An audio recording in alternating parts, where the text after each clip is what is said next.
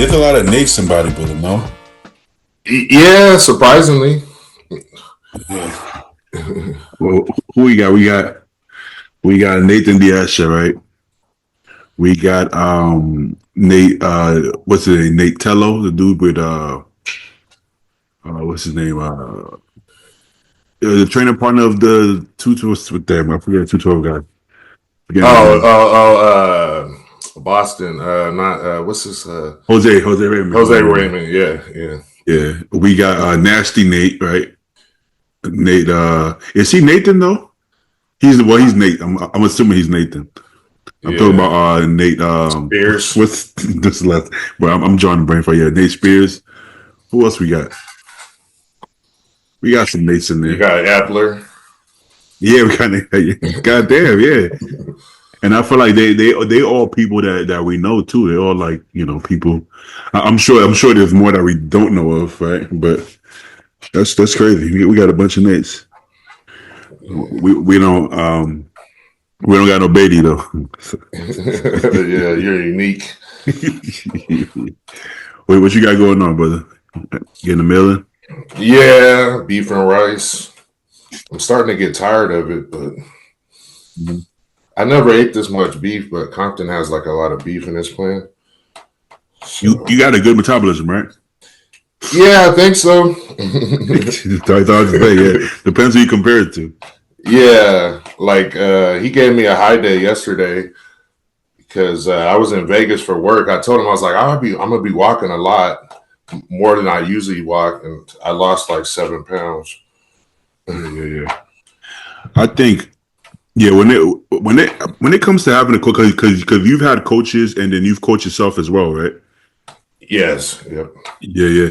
It's funny because I feel like everybody has the ability. Well, I can't say everybody, but most bodybuilders have the ability to coach themselves. Obviously, it's just I think there's more for just objective view, right? Objective view, because I'll hear some, like who says like Sean Ray or Lee Priest, they'll say, well, you just relay the same shit that you know. This is true, but when you're looking at yourself, you'll never see how you really look, right? Nobody actually knows how they look. We think we do, but we have a lot of our perspective is skewed because it's going to be biased, whether negatively or positively, right? Yeah, absolutely. Yeah. So you need, especially when you're deep in it, you need that outside perspective because it's like, for me, I'm always chasing a certain line, like I said, and I'm always focusing on that one body part only, and that's what gets me in trouble. So, Alyssa? But I think they didn't have that issue back then. They weren't focusing on just the glutes and their hamstring tie-in, so it's easier. Well, also, I think back then you didn't need as much as a combination. You had to pretty much get in shape, then dry out.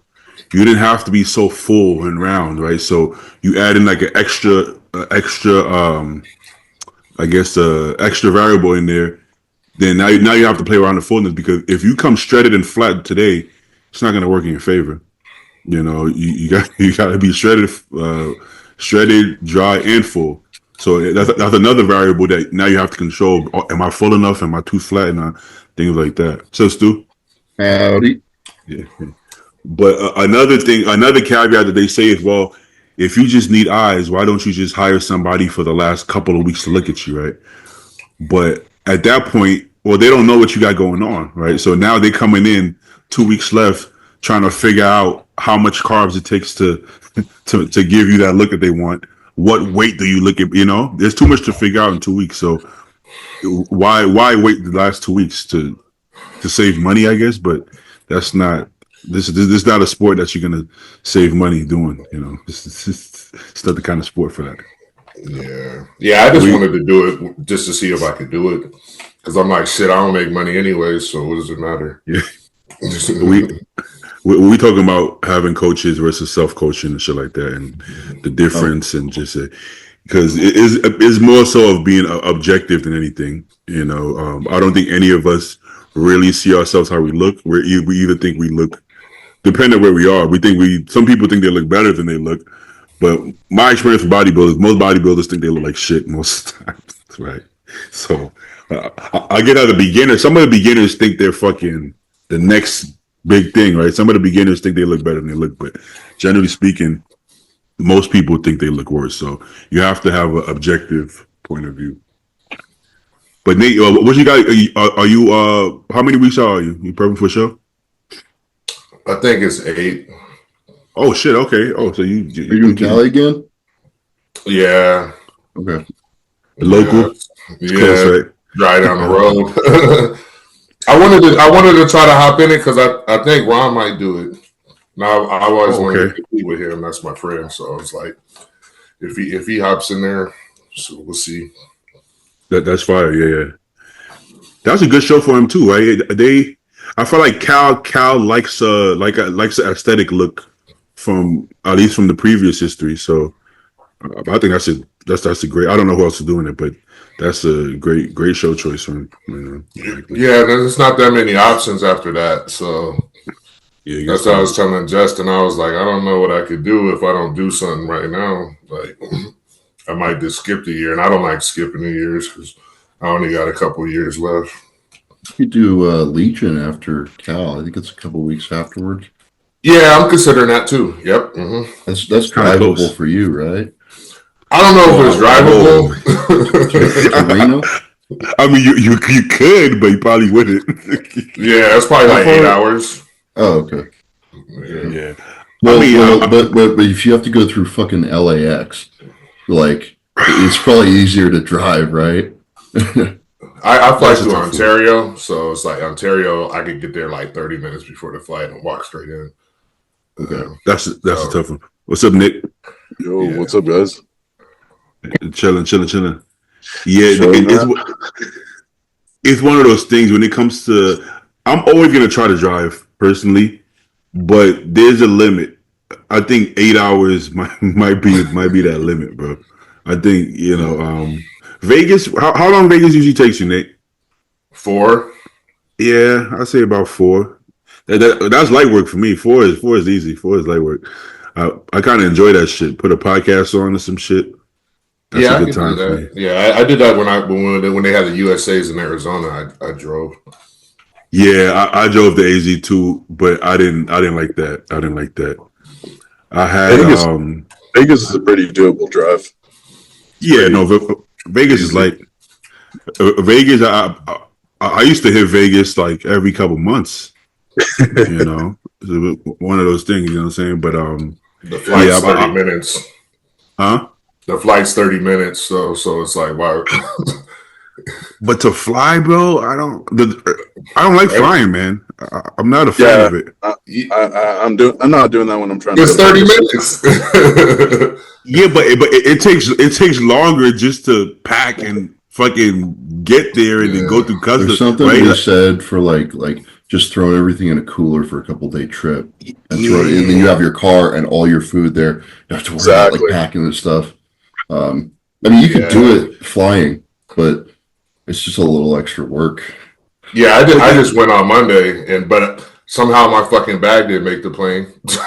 You see, there's that too. Yeah, I'm like, shit, all my food's in my bag. I'm like, oh. I think the fact that it's 30 minutes almost makes it worse for me because I'm like, I'm gonna do all of this shit just for a 30-minute flight. You know, it's like, damn, I like it on the way coming home mainly. It's like, baby's on a no-fly list as well, so. Yeah. And AZ, I think the drive was like a little over 6 hours, right? That sounds about right. That sounds right. Because it's 6 hours from Arizona to Vegas. It's 6 hours to San Diego. I'd guess it's about the same to LA. And honestly, that was it wasn't like, I guess it's not a fun time or anything, but it wasn't bad. I had a couple of friends too that rotated with me. At the time, the guy, one of my training partners that used to film for me, was there. And he would, he liked to drive too, so he would switch off with me. So that was cool. But I don't mind driving. Me neither. Yo, Nick, what you got going on? You getting ready for any shows? Yeah, Yeah, gonna get ready for USA's in a few weeks. Gonna try to redeem myself from fucking fucking getting hospitalized before the Arnold Amateur. What the Wait, hell? I saw you were prepping for that. What happened, dude? Yeah, so I woke up one day, 4 weeks out, exactly 4 weeks out. I was gonna have a refeed that day, and I woke up and I was just vomiting and fucking diarrhea, everything, and it progressively got worse over the next day to the point where like I just had I wasn't able to drink or eat anything, but my stomach was getting inflamed, like my intestines were inflamed. It was like fucking, it was excruciating. It felt like there was like shreds of glass in my stomach. So I had to go to the ER, and then I don't really know what I had at that point, but they were like, we need to put like a tube down your throat or whatever to fucking empty out your stomach, whatever. And yeah, I was in the hospital with that tube down my throat for like 3 days, on antibiotics and everything like that. So by the time I got out, the distension on my stomach went down pretty like a lot, but it was still pretty distended. And then I was still on antibiotics at that point that were like just made it impossible to eat really.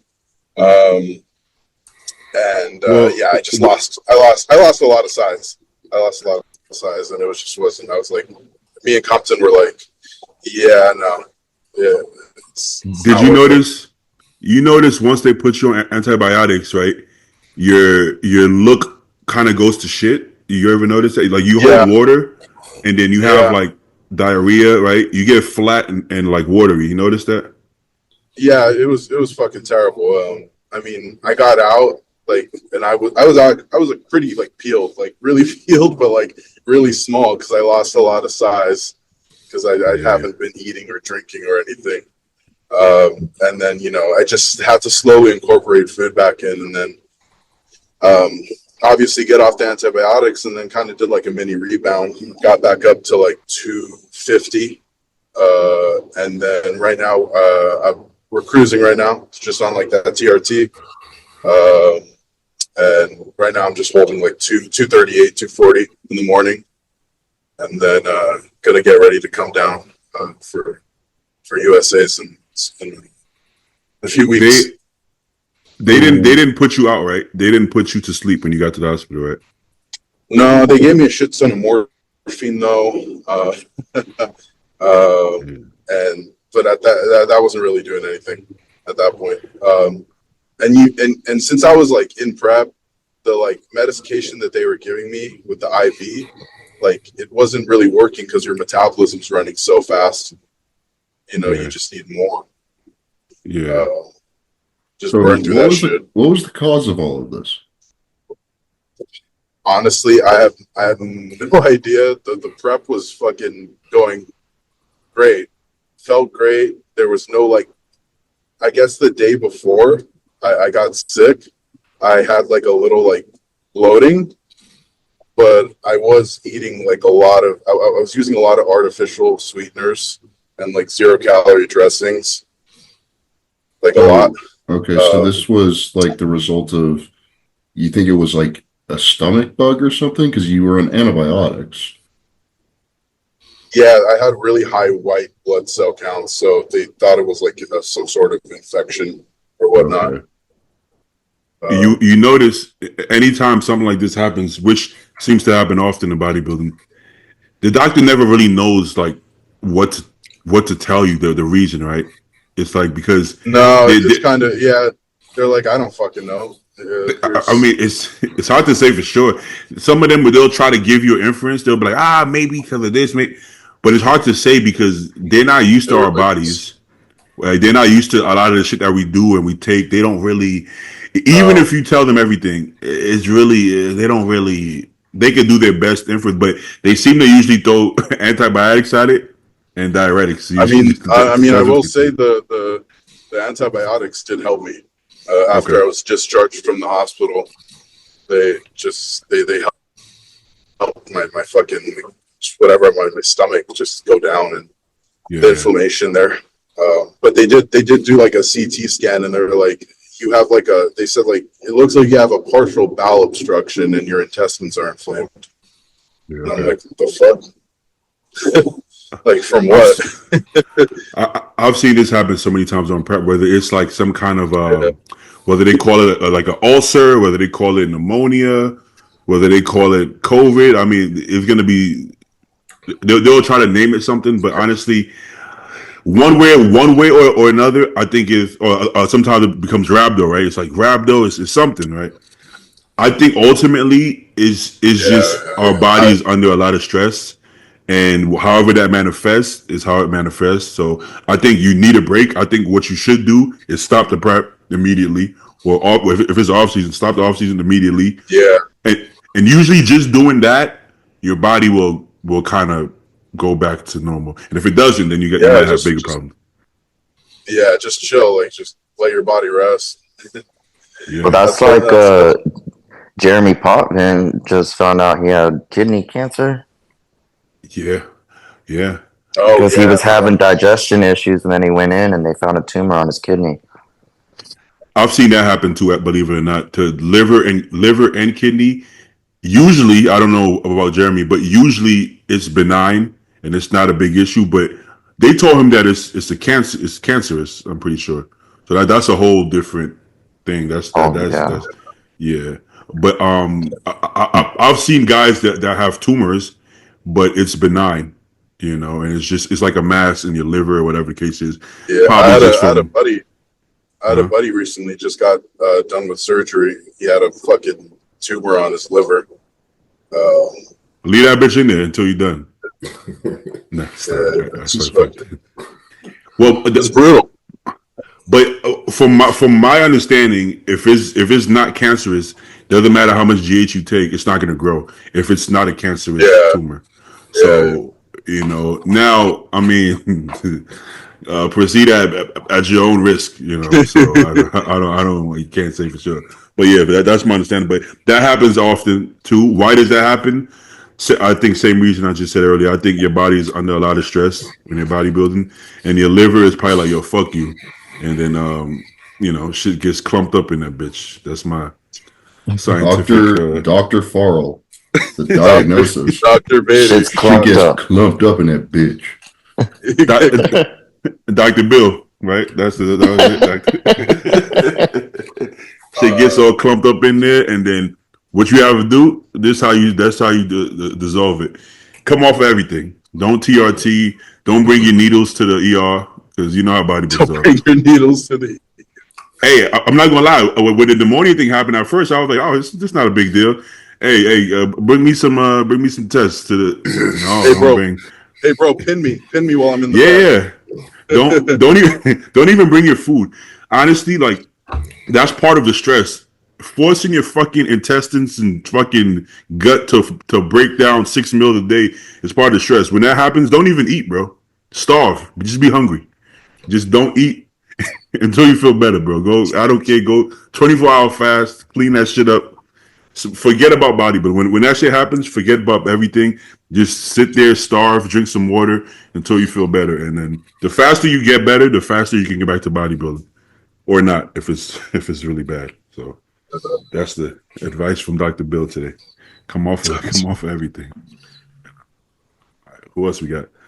Alyssa looking lean, looking tired and lean. So that's it. I'm tired as fuck today. I don't know if it's yesterday's leg day or what, but I'm fucking tired today. You still getting the carb days or the refeeds? I have a muffin every night. Yep. My last meal just changed from a shake and a muffin to like 6 ounces of chicken, 200 grams of rice, and a muffin. So I think we're trying to hold a little bit, and then we'll come back down. Got to give you a new nickname, the Muffin Queen. Is it just me, or does she look really tan right now? She does, right? I noticed that. I've been tanning. This is week 2. Knew it. That's a great tan. trying to get this base ready. Just prepare, you know. Little Milano tan. Hell no. Do you do brown tan? No. No, I use the tanning beds. I mean, that's both, and Okay, it's nuclear. I'm terrified of Milano tan. Oh yeah. I mean, that's a great base, right? Is it me or she looks really tan? Yeah, I mean, it's been 1.5 weeks of tanning. I'm pretty dark already. That's pretty good. Everybody can't tan like that. Some people don't tan. Some people just. I'm Italian. It's quick with me. Yeah, I'm Italian. So I knew you weren't white. I'm not white. I am not white. Not with that attitude. See, I always feel like Italians are kind of like in a separate case. I know in New York, we always feel like Italians were like they're like non-white people. Bro, they are not white. This has been debated on the internet for years. They're not white. We're olive skin. Yeah. I think Italians got to have a different category. Yeah, the Mediterraneans are like their own mobsters. Yeah, I mean, shit. Look at her tan. Her tan says it all. If you can do that with a damn tanning bed, then you good. You good. Yeah, 9 minutes, stand up, and realistically, it's an easy process for me because I come off of cardio soaking wet, and then I go strip down and tan, and then I put on a fresh new set of clothes so I can leave the gym not dries you off. Yeah. Seriously. That's the deep fryer. She goes in there so No, the deep fryer, there's this thing at my gym, it's called a cocoon. And sometimes prior to tanning, so right after cardio, I'll go lay in this thing, it's called a cocoon, and it's basically red light therapy, but it vibrates, aka massages, but it also has like a sauna setting. So for 20 minutes, like I can be in this little pod for 20 minutes and just drench myself, like get all the sweat out of me, and then I'll go tan after that. But those are when I have the energy to sweat some more, because I feel like I done sweated all the sweat out of my body at this point. So from my understanding, tanning is only dangerous if you don't have melanin. If you can't tan, then don't tan, right? If you get darker, if you go to tan and you get darker, you're usually good, right? You're not gonna get any. I mean, give or take. More UV exposure is going to have a higher risk of skin cancer, just period. Okay. But keep it limited. I mean, the way that your body protects itself from that UV is with melanin, and that's what melanotan does. It increases melanin expression. So it's actually safe. If you're going to bed tan, it's safer to go and take melanotan beforehand and then continue taking it while you're bed tanning, because it's actually going to protect you from like the dangerous effects of it. Don't quote me on that. I think I'm remembering that right, but yeah, that sounds that's how I understand it. I understand sounds great to me. Like the first couple of days, I would come out and I was like, why am I so hot? I'm like laying in bed after I showered. I'm like, oh, I got burned. Yeah. So if you're Italian, you get to go. If you're non-Italian, then either take some melanotan. Those first couple sessions still always get you, dude. Yeah. Like sure. I tan really easy too, but like the first couple ones, I'm just like and then like the first layer of skin peels off of you, and then the rest of it just stays brown. Yeah, basically. Do you use that? Do you use melanotan too? Yeah, I've done it before. I know Nick does. You get fucking weird colored, man. I've used it once. Pull up Nick's pics. I don't know what Nick looks like. Let me see. Nick's pics. Let me Nick's pics. I didn't use it this prep, Stu. I didn't use it the Arnold. Okay. Last year though, like you. Oh yeah, last year. I got brown. Yeah, I got pretty brown. Okay, there's Nick. Hey, the other day I pulled up Google search and somebody caught it, screenshotted it, and sent it to me. I was like, damn. I'm not gonna tell you what it said, but whoever caught it. All right, yeah, this is Nick. I don't know what the most recent is. I would say the pinned one right there. That was how I was looking at. Yeah, in prep. This was like 5 weeks out. Okay.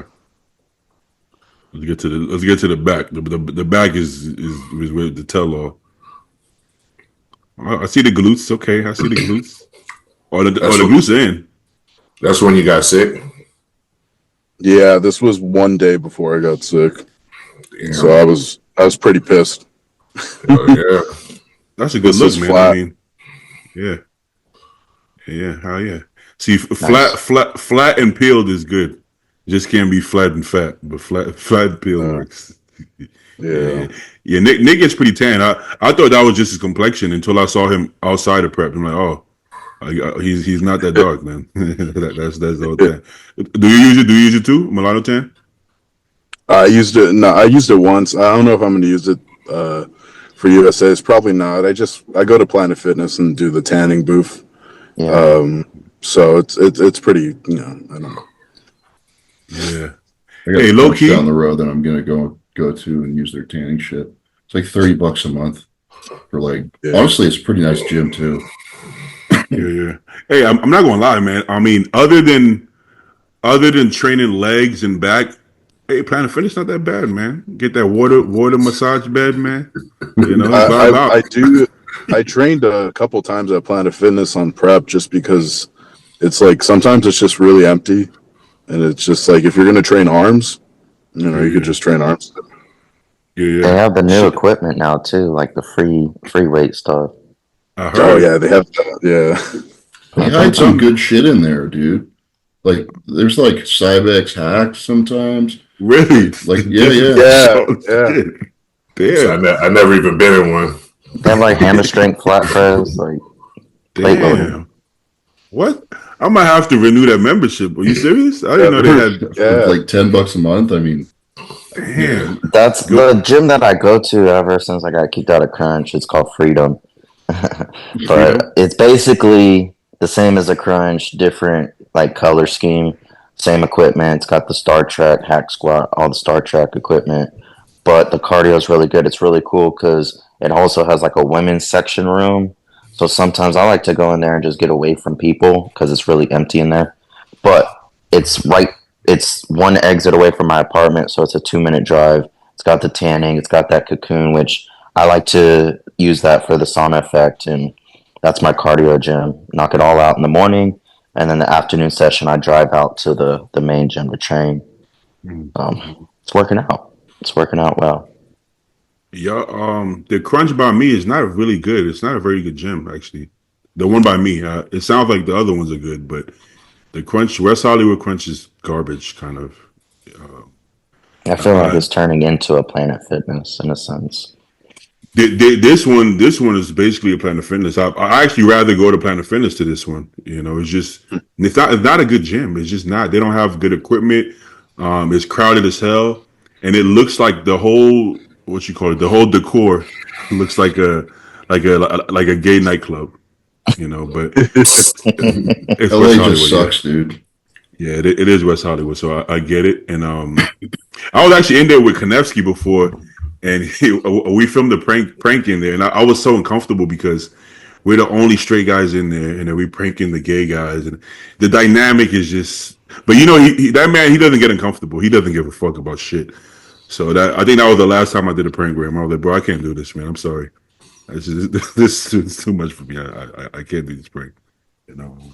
He just pranked Wes Watson. I don't know if you guys saw that. Wasn't it a fight or something? Did it turn into a fight? I think I saw some. Well, from what he told me, Wes said he liked him. He said, "Yo, I like Eric. He's cool. I want to meet him." And then I guess he didn't expect Eric to pull up in costume, Do you know this man? What did you expect, bro? but on the internet, he had none but nice things to say to him. But he probably was saying that to sound like, I don't know. He probably was just saying that to be cool, but he didn't like it at all. He didn't like it at all. He tried to take the camera. They wanted to fight. Yeah. I got to be honest. One thing I will say is that I thought Wes Watson was like a character. I thought it was fake. I still think he's. I think he's a little. I don't know him personally, but I do think anybody who has to portray that hard is probably a little bit insecure. But other than that, I thought it was a real character. This wasn't him. He was playing a character. But then with everything going on, I'm like, oh, he's really that way. That's actually how he is. I didn't even know it was like a real thing, like a real person. I thought Wes Watson was like he was putting it on for the internet, but from the way he was talking to the cops and the way I'm like, oh, I think this guy is really like that, which is I didn't even know he was really. He is putting it on for the internet, right? But like he's how do I explain this? Like he is playing a character, but he's like he thinks he's the character, right? Yeah. Does that make sense? Like he actually believes it. He's playing in real life. Yeah. He's LARPing. He's LARPing. He's not playing a character. He's LARPing. Stu said it perfectly. He played this character in real life before he put it on camera. It wasn't like let me turn on the camera and pretend. He's been acting like this character in real life to the point that he believes it's him. Yeah. Yeah. That's yeah. He went deep into the delusion, and it's just his whole personality now. There's no getting out, but yeah, he's actually unhinged. I thought he would be like, okay, I have a lot of money, I'm famous. Let me behave. Especially I have an open case that I could be serving years. Let me play it cool. Yeah. But no, he's not. You don't. Well, remember, man, this is an attention economy, and we're talking about Wes Watson again. I think we've talked about him before. Like, how does he stay relevant? Is by being controversial and catching cases and stuff. They say all publicity is good publicity, right? I don't know if I fully agree with that. I think from a business standpoint, I think if you're selling something, I think even bad press, if your name is in the press, it will help you sell products. But who you are in the industry, like your respect and people, how people fuck with you, how people act towards you, I think even some of the jobs you get, some of the clients you get, I do think that's going to get affected if you have good versus bad press, So I don't think it's the same. I think you should still be careful, right? Well, I mean, what is Wes Watson's business even? Like, is he like sell courses? Is he a course guy? Heck, that's what they say, bro. But I mean, most of these one people, of these like gay ass mentorship programs, for like sure, turn you into a chat or something. Like, so if that's the case, right? The gullible idiots are always going to fall for that. You just need to get a larger population sample. You'll get more gullible idiots. So in that respect, all followers, all publicity is good publicity. Exactly. Right. So you're really, you're not skimming the cream off the top. You're scraping the bottom of the barrel. Do you guys believe that these people don't still sell drugs? Do you believe that their business is 100% clean? Not for 1 second I believe that personally. Like the sales don't add up to the lifestyle, Well, the lifestyle's fake too. You think he owns? Like he rents the house that he shows just like off. rent a bunch of shit. He rents. Yeah, they all rent stuff, bro. Some of the things are free. If you have enough clout, you can get somebody gave me a chain for free when I moved to LA, and I had like 10K followers. So if I can get a chain for free, imagine if you have 10 million followers. You could. Kanevsky had a friend that he's a popular what do you call it? Not comedian. What do you call it? Prankster. And there's this like foreign car place that they'll give him any car he wants anytime for as long as he wants, and he can use it for anything and bring it back, right? So think about it. In his videos, people think he owns all these cars. He won't say it. He's not going to say that, but that's what people infer, right? That this must be all your cars. So you'll be surprised if you have some clout, you can get all this shit for free, So if you guys know Johnny Dang, I think his name is, he gives all these rappers all this jewelry. It's not their jewelry. It's all for rent. So, I mean, they still have money. Obviously, they make money, but how much money they make versus their lifestyle is always, Is that like a good investment? Like investing in a chain? Like, do you get any ROI on that? Like, some people argue it, but I don't buy it. Some people argue it. Like even with the bags, the girls say, "Yo, these Birkin bag. I love that. I love that because you need $1,000 purse, honey. You can put that stuff in a fucking reusable grocery bag and do the same shit. They say the resale value is high and stuff, but I mean, it's still lower than that. You fucking dumb bitch. Just buy a fake Birkin. Just buy a fake Birkin, bro. I don't chains from GLD. This is a fake chain. Oh yeah, get that GLD actually. Yeah. I don't know enough about it, but it just I'm not gonna believe that's a good investment. That you're gonna make all this money by reselling an old chain, a bag. I just don't see it. What's up, Chris? Yo, what's up, guys? Yo, long time no see. Yes, sir. How's everybody doing? No complaints, brother. You mind flipping your phone so we can see your shoulders? Wasn't. Oh, there we go. Yeah, my pointy shoulders. Hey, pointy shoulders look good. You know, pointy shoulders. I don't think it's a bad thing. Hey, well, I'm saying point up to God, baby. Yeah, but oh yeah, that brings me to my next topic, talking about clout chasing. I don't even know his last name. No, because we were talking about Wes Watson. Okay. Yeah, bad transition. But anyways, what's his name? Tim something. The guy for the Olympia page. Tim Wilkins. Yeah. So I was like, that's a horrible take, right? But then I'm like, oh, I think I see what he's doing. I think he's pulling the Bob. I think he figured that Bob got all this love from talking about Nick. Maybe I'll do the same, and I think it worked. I think every page is posting him. So I think he never heard this guy's name before. Tim Wilkins. He got a lot of hate. Who is he? I've never heard of this guy. Does anyone know who he is? Still, he's a host on Olympia TV. A Master Nationals physique guy. Some podcast. Masters in men's physique. Oh my god! What's his name? Tim Wilkins. Let me see if I could. But yeah. So I didn't even know this until recently, right?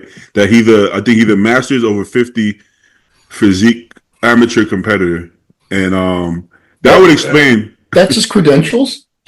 I mean he's been an MC and stuff. He's like an MC. He's been in magazines like writing and stuff. He's been around the industry for a while, but he tried to jump back in recently as a Masters competitor. But, what I heard was he was next in line for that for the what do you call it, the announcer? What do you call the host? MC job before Bob became that. So everybody said like he's the guy that Bob took his job basically, right? Oh shit. I think Bob would do a better job than him personally, but I think Sid will do better than all of them because dumbass takes. 100%. Sid is just a neutral guy. Like he just does his job. He's right? very likable. Like he's very friendly. Yeah, Sid's cool. Sid is the man, bro. Sid is the man. I think they're catching on now that Sid is the man. Bring him for the Arnold. Bring him for the Olympia. Bring him for everything, you know. But book him out, dude. Pay him. Yeah, Sid's an actual professional though. Like he does real sporting events. Like he's the Newport Knicks guy, right? Yeah. He pronounces everybody's name correct too. You know. Yeah, that's true. That's true. Yo, sometimes I feel like Bob did that on purpose. I can't tell if he does or not. But anyways, we're talking about Tim. Another thing is that when it comes to Tim, yeah, I think it worked. First of all, let me pull him up if I could. Yo, is this Tim dude the same dude that went on a ramble about Sam Shulik not being shit? Yeah. All right. Yeah. I know this. I didn't hear what he said about Bob or who we're talking about. No, we talk about the Sam, but okay. So here's the thing, right? How can you win? Like there's no way to win, right? It's like, so he's like, okay, he takes a lot of steroids. How do you know that? Like we don't know what he takes. He doesn't talk about it, which is, if he did talk about it, it'll be bad for the sport. If he doesn't talk about it, people say that he's lying or he doesn't admit it, right? He should be natural because he's 23. There's a bunch of 23-year-olds who post videos and nobody gives a fuck because they're natural, right? So if they look natural, nobody watches them. If they look impressive for a natural, they're fake natty, so they're like, right? So what can you do that people would be happy? I don't think there's anything you can do, right? No, if you post, people will get angry, right? Like what else so what would you like Sam to do differently? Is my thing. Don't matter. He's not going to do anything differently. It's just the same thing that's always been happening with Sam. People know his name gets clicks, so they put it in a title, say something controversial or provocative, and all of a sudden we're talking about Tim fucking Wilkins, who, you know, we're falling into the trap, dude. Yeah. Like we're doing exactly what he wanted. Yeah, I feel like people are trying to chase clout too, defending him. You know, everybody wants to defend Sam, but like just for money, potentially. Hey, he could work for me in the future, or you know, I could put him on or something like that. Like, who cares? Yeah. Like, why are we defending him? He's a grown man. You don't need to defense by the whole online community. But to be honest, I felt like people were just mad that Tim was the one with the take more than anything. Yeah, it was like Tim. Why? The way he said it, like if you watch the clip, like you just sound like a fucking dick. And then he even retracted what the garbage statement. He was like, "Yeah, I think that was a little harsh." Well, you said it. You said it. So, yeah, but talking about good press and bad press, I think some people, like with Tim, yes, people are talking about him, but I don't think this is gonna help his career as an MC or a host. I mean, it might. I mean, shit. Who knows? But I think he's getting so much negative press that I don't think it's conducive to getting more jobs or making more money. You know, but I guess him being positive wasn't doing anything neither, though. So I guess either way. I mean, I guess a lot of people didn't know him before this, so either way. The Olympia TV YouTube channel has 418,000 subscribers, and we consistently get more views than them. Wait, so what does that mean? Does that mean the followers are fake, or? I mean, it's just an official account. You know, an official account gets a lot of subscribers and followers, but okay, because no one watches their podcasts. It just makes me chuckle, bro, because like they are all high production value, and you know, they're all dressed up and stuff. They're trying to be professional, make it look like ESPN or something. I mean, nobody cares about that. Dumbasses with webcams, you know, allowed to them. Linda Murray's in a dress. Yeah, Jake funds all that, correct? Yeah, that's Jake's business. So. Yeah. So, I mean, but he's like putting all the money into it. Know your audience, man. Bodybuilding fans don't want ESPN. Like we're kind of a rowdy bunch. Yeah. Well, you see it at the actual show, the Olympia show, right? With the smoke screen and all this shit, just to have bodybuilders come on, like, you know, 8 hours late. I think for some reason, I think they think that they have to appeal to like everybody else but the bodybuilders. But it's like, you're not going to convert like hockey fans into bodybuilding fans because of smoke and lights. Like, it's not how it works. The physiques do the talking. We're always going to be a niche. It's just what it is. And you're going to be better off, like we see now Detroit, if you give the bodybuilding fans what they want, because we're the ones that's going to pay or spend money in the sport. It's not going to be everybody else. I know people were like flying in from like well out of state to like go and watch that show in person. Like that was really good. You know Nick DiPietro? I think yeah. Like he was there in town. I think Janowitz was there, Jordan Janowitz. Like, bro, like it's a great show. Now even the amateurs are saying, I'm gonna go do this show as an amateur. That tells you a lot. Like amateurs don't want to fly to do fucking shows, right? If you can avoid it. But in this instance, they're like, yo, they looking out so much that people are going to support it. So if you focus more on the people who actually watch the sport instead of trying to like convert new people, you can't convert somebody into being a bodybuilding fan. You either are or you aren't. And if you go to a bodybuilding show and it connects with you, it just does. It's not going to be because of this weird production. All that money they spend on that is like it's going to waste. It's not. Y'all are referring to Detroit? Yeah. Yeah, Detroit versus like the Olympia. You know, it's just. I mean, look how much positive feedback Detroit got from just putting emphasis on the athletes. Like, all right, we're gonna try to produce a show with a black backdrop and lighting and live stream it for free. And look how much praise it's getting. That's gonna like Fuad just released his little after show update. He was like, "This is doing it this way is gonna get way more eyes on the bodybuilders and what like actual competition side of bodybuilding is." Like all that other talk and Olympia, this that, it's all production value. Like it's trying to draw new eyes. It's like if you just show bodybuilding for what it is and display these guys as like higher than life people, like. Bodybuilders are fucking like crazy athletes, like the discipline, the mindset, the training. So like you gotta show that with the back, like how Fuad did, and it'll get eyes from a lot of people. 100%, man. And in the past, there's been for some reason there's been excuses, right?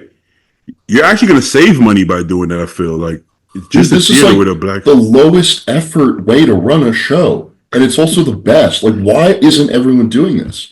It's so retarded. I mean, I feel like in the next couple of years that black backdrop for pre-gen is going to be a standard. It has to be.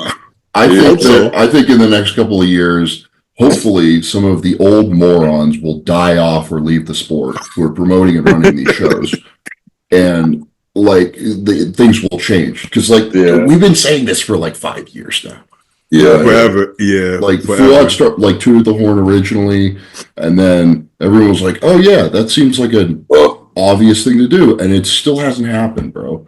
Like if you have amateurs flying out all the way to do an amateur show in Detroit, you know, it says something. Money talks in bodybuilding, though. Like those guys at the Olympia, they have the money. Jake Wood, they can do whatever they want. Fuad. You know, one of us. He made it being one of us to put on a show. Well, I'm sorry. Go ahead, Stu. So the thing about they didn't have a screen directly behind the athletes, but they did have a big projector. Like I think it was a projector image above the athletes, right? So you want to put all your fucking sponsors up there? Put it up there. Yeah. And then we can see what we're here to see. And yeah, that's what I was going to bring up is like, for instance, a show like Texas Pro. Obviously, I've competed in it. They have sponsors sponsoring the show. That's what funds the prize money. Mm-hmm. And that's their way of getting their I don't know, their clout or whatever you want to call it. Like that projection behind the competitors is what they're paying for to sponsor the event. But like you said, to the side. They have those tall side screens that you can use. And like Texas actually does a good job of that. They've got the 2 big screens that frankly a lot of people are watching shit on because they're far back. And you can put decals and shit on there. Or maybe even when it's prejudging time, if you have the behind the competitor screen, just black it out while they're doing prejudging, and then intermediate, like in between everything, run the promotions. Why are we acting like it hadn't been that way for years before? Like when they used to have before they could afford all these TVs and shit. It was just like a piece of poster, but it would be around. It would be from the side, around the top, over the athletes, right? It would just look at the old New York Pro shit. It would be like this, and the athletes would be down here. Yeah, okay. Now it's a projector instead of paper. You know, first of all, nobody cares. We don't even need a projector. You can bring back the fucking paper posters for all we care. But they've already done it for all these years. It's already happened. So now all of a sudden it's like, oh, we can't do that anymore, right? But back when Bob was the athletes rep a few years ago, he was like, no, there's so much you can't do that. There's logistics you guys don't understand. You just can't put black curtain. So how did Fuad do it? I want to say Fuad had a little more control because his supplement, like Hostile, and then he had Seth Feroci, his friend, with Axe and Sledge. They were sponsoring it. It was like a homie hookup type thing. That's a dope combo, man. It is. It for sure is. You know how much a title sponsorship costs for the Olympia? It's over $1 million. So, Oh, I mean, well, okay, they're making their money. It's like New Tech wasn't even like the title sponsor. They were like up there, but they weren't the title sponsor, and they paid $1 million last year. So like, yeah, that changes their sponsor money. Fuad did mention that. He said this is a smaller show, so he is able to do things that maybe the Arnold and Olympia can do. No other shows have an excuse though. But Arnold Olympia, he said that some sponsors, yeah, if they give you $1 million, they say, "Hey, I want my shit right behind them," and you're like, "No, we're gonna put it on top." And they're like, "Listen to what I'm telling you. I'm giving you $1 million. You're going to put my shit right behind." You're the Olympia. You can set terms. You can because that's what they did with New Tech. Like they wanted them to be up there, and it's like the ASM ashwagandha or KSM. I'm sorry, at the Arnold Classic, they probably paid $1 million to have KSM all over. Yeah. That's good shit, by the way. Shout out KSM. I like that. What is that? Or what's KSM?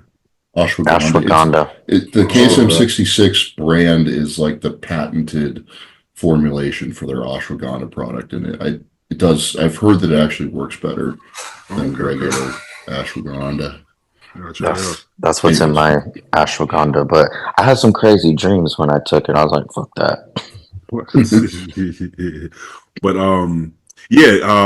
I do think it becomes a harder discussion if you have 20 sponsors instead of 2, right? You're gonna need some more space. I get it, and some people might be like, "Oh, I don't see my sponsor in the Gilco videos. I want to see that shit right behind RPG's head. I want to see that shit right there." then it creates more of a competition. So I do get that, but there's a limit. There's still ways around it. You know, like Alyssa said, you could black it out during maybe the prejudging presentations. You could find a way. You could find a way to make everybody happy without having fucking strobe lights and smoke everywhere. You know, this still overly done. I feel like we're beating a dead horse, man. Everyone has said this a million times since 2020 for the last 5 years.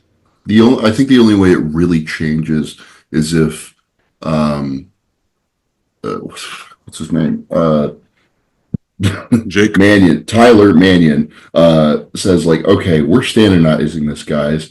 Like, because like they can set like the NFL has like rules for like a field size, right?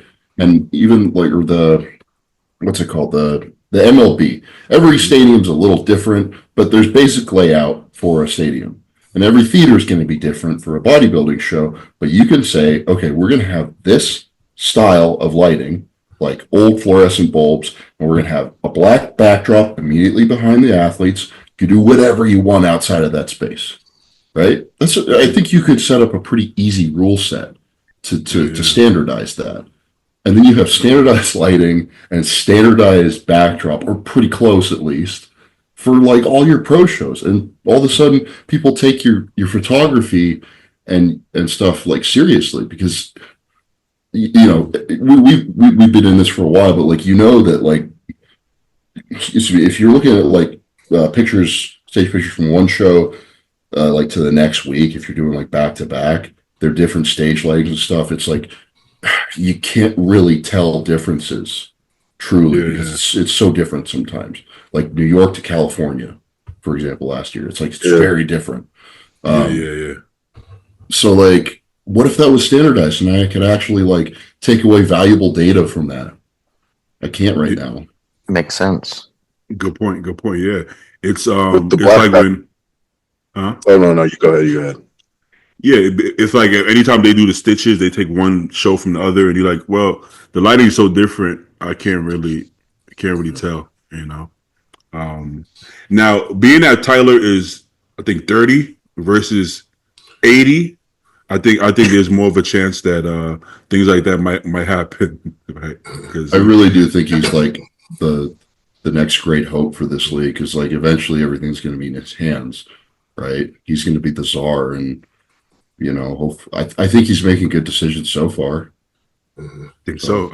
I mean, even the videos, even like even if you disagree with the explanation he's giving, he's only one judge, but at least he's giving an explanation and not saying, I don't give a fuck what y'all think. it is what it is. He's giving a reasoning behind his judging, which we've never had before. I think that's good. You can agree to disagree, or you can agree with whichever it is. At least he's saying something that makes sense. So. Yeah, I mean they have the opportunity this year with their show. Just let's see what they do. We're gonna see. Something tells me they're gonna do it right, because it's They're gonna do it big. Yeah, because last thing you want is that this to be like the show of the IFBB, and for people to be talking shit online about it. So I think they're gonna do true to the athletes and the fans, which would be dope. Mm-hmm. But speaking of Detroit, I think everybody had Bonac and Sauce 1 and 2, right? Yeah. Dude, I didn't think he'd be so damn big. Like Bonac, right? Yeah, he looked like bigger than he's been in his last few showings. You guys agree?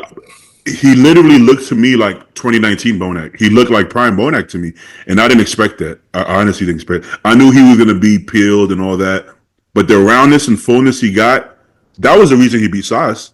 He was just so much rounder and fuller. He looked insane. So let me pull it up.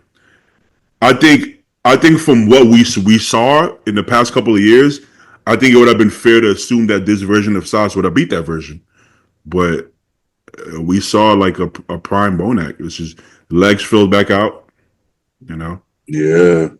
Ray looked like a bubble up there, man. I don't think he was quite as hard as he was at some of his shows last year. No, like if you look at his lower back, kind of the top of his glute wasn't quite as like dry and crispy, but still plenty conditioned.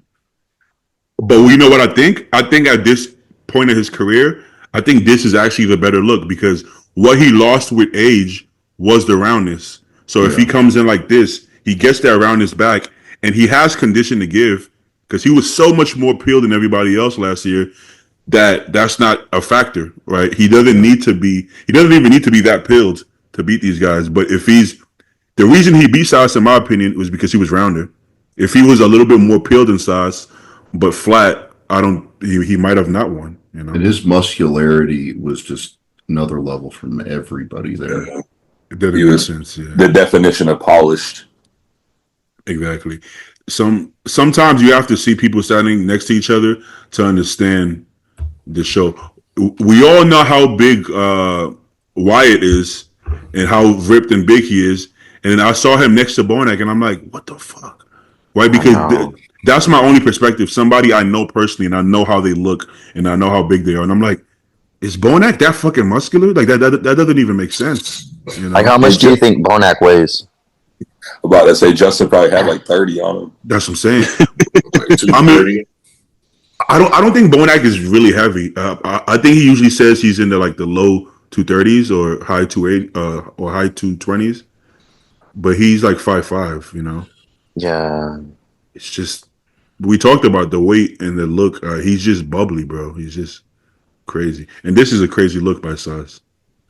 His condition was a little better than Bonac's, I think. And, hamstring, dude. That's so deep. Yeah.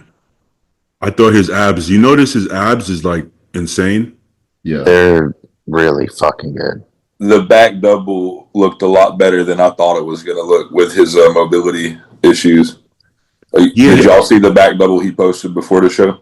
Yeah. I would. Is that for mobility problems? Because he's still not like opening up and like shrugging down like you would expect. I think it has to be mobility. I got the same issue right now. I can't get my fucking hands back. You know what I mean? And I don't know if it's like my scapular retraction. I don't know what it is, but I relate to it. Yeah, I think my only critique with Sauce was that some of his poses did look uncomfortable. Yeah, I thought that. The front poses are perfect. It's really the back. Guilt. Yeah. And I'm glad to see him back in like full force now. It's super balanced. Because he did a show last year, and then like previous to that, last show was like Cali 2019, I think. I think it might have been 2018. I think I was there. That was my second year in LA. So it was him versus Nate, and he got second to Nathan, right? Yeah. Watch when he hits this rear double. If he just pushes his elbows in front of his torso, his elbows are back behind his. It's like back. If he just scoops his elbows forward, that'll change the whole look of that. Yeah, if he's able to. That's the thing, yeah. Man, I'm noticing now, like, more and more and more how important posing is. Like as it gets harder and harder to do with your fucked up old shoulders, yeah. But I'm like 33, and I never gave a fuck about posing, and now I'm like, damn, like this is a whole nother level of bodybuilding. Yeah, when you're in your early 20s and you watch the guys, and you're like, at least for me, I remember like, why do they make posing look so hard? It's not that hard to pose. Yeah, when you're fucking 210, it's not. but when you're 250, yeah, it's fucking hard to pose. You know, I always see him sweating and out of breath. I'm like, bro, Rolly, it can't be that hard to pose, Rolly. A lot of us are just like looking at those physiques, chasing it, and like thinking, "Oh, we'll just pose when we get there." Like, exactly. Yeah, it's not the focus. That's what. Hey, Samson just posted a video from 2019, I think it was. Bro, his posing was terrible. Holy shit. Yo, I didn't realize how better he got at posing. I'm like, what the fuck was that? In these last 6 years, he's one of the best posers we got, bro. But 6 years ago, I was like, bro, that's just not, that wasn't it. So yeah, it's something you gotta craft, because you have to know you're bad at it before you can get better, right? Because if you think you're good at it, you just stay bad at it. Yeah, bro, I feel you. I thought James standing next to Sas was it was bad for James because Sas' abs are so fucking perfect. Yeah, and true. I think it's just genetics, bro. Like he trains abs now pretty hard and frequently, but I think it's just genetics, you know. But I disagree. You think? I think it's lack of ab training throughout the years and just trying to like throw it in at the last minute. It takes time with abs to build it. Yeah. Like I agree with that. His back and front, he always looks leaner from the back. Well, not always. When he's peeled, he usually looks better from the back. Would you guys agree with that? But it's really the abs though, because everything else is in shape. It's just the abs don't look like, you know. It makes you look like you're not in shape even when you are. Yeah. You know. I feel like James went into the show like I'll be damned if I show up flat, and he just fucking ate. But he wasn't spilled or anything. Like he was dry. No, it's just a muscular issue. Did y'all see? I don't know if it was prejudging or when they had maybe like 2 rounds, and James was getting harder and harder, and I was like, if they go another round, man, he's going to start coming alive. But then they pushed him off. Just imagine if his abs were etched out, it would make him look so much more conditioned, you know. And when you have to fill out as much as he does, your abs are going to get even worse, right? Your abs are going to wash out even more. You guys remember Prime Compton? After he would carb up, like his abs would always have like a layer on it. He would have like a film on his abs, and he would be shredded, you know, but he had to eat so much carbs just to fill out that it would leave a little bit layer on his abs, you know. But how do you guys think this ranks in James' best looks? Really good. Yeah, I don't think this is best. Yeah, I think this is right up there with that year, like 20. I don't know, 20 what? 21? I don't know. When he won those 2 shows. 22 maybe. Somewhere around there. I think this ranks just maybe a little bit bigger actually, but like as one of his best packages, you know. You know he was feeling himself because he would not leave the stage. Yeah.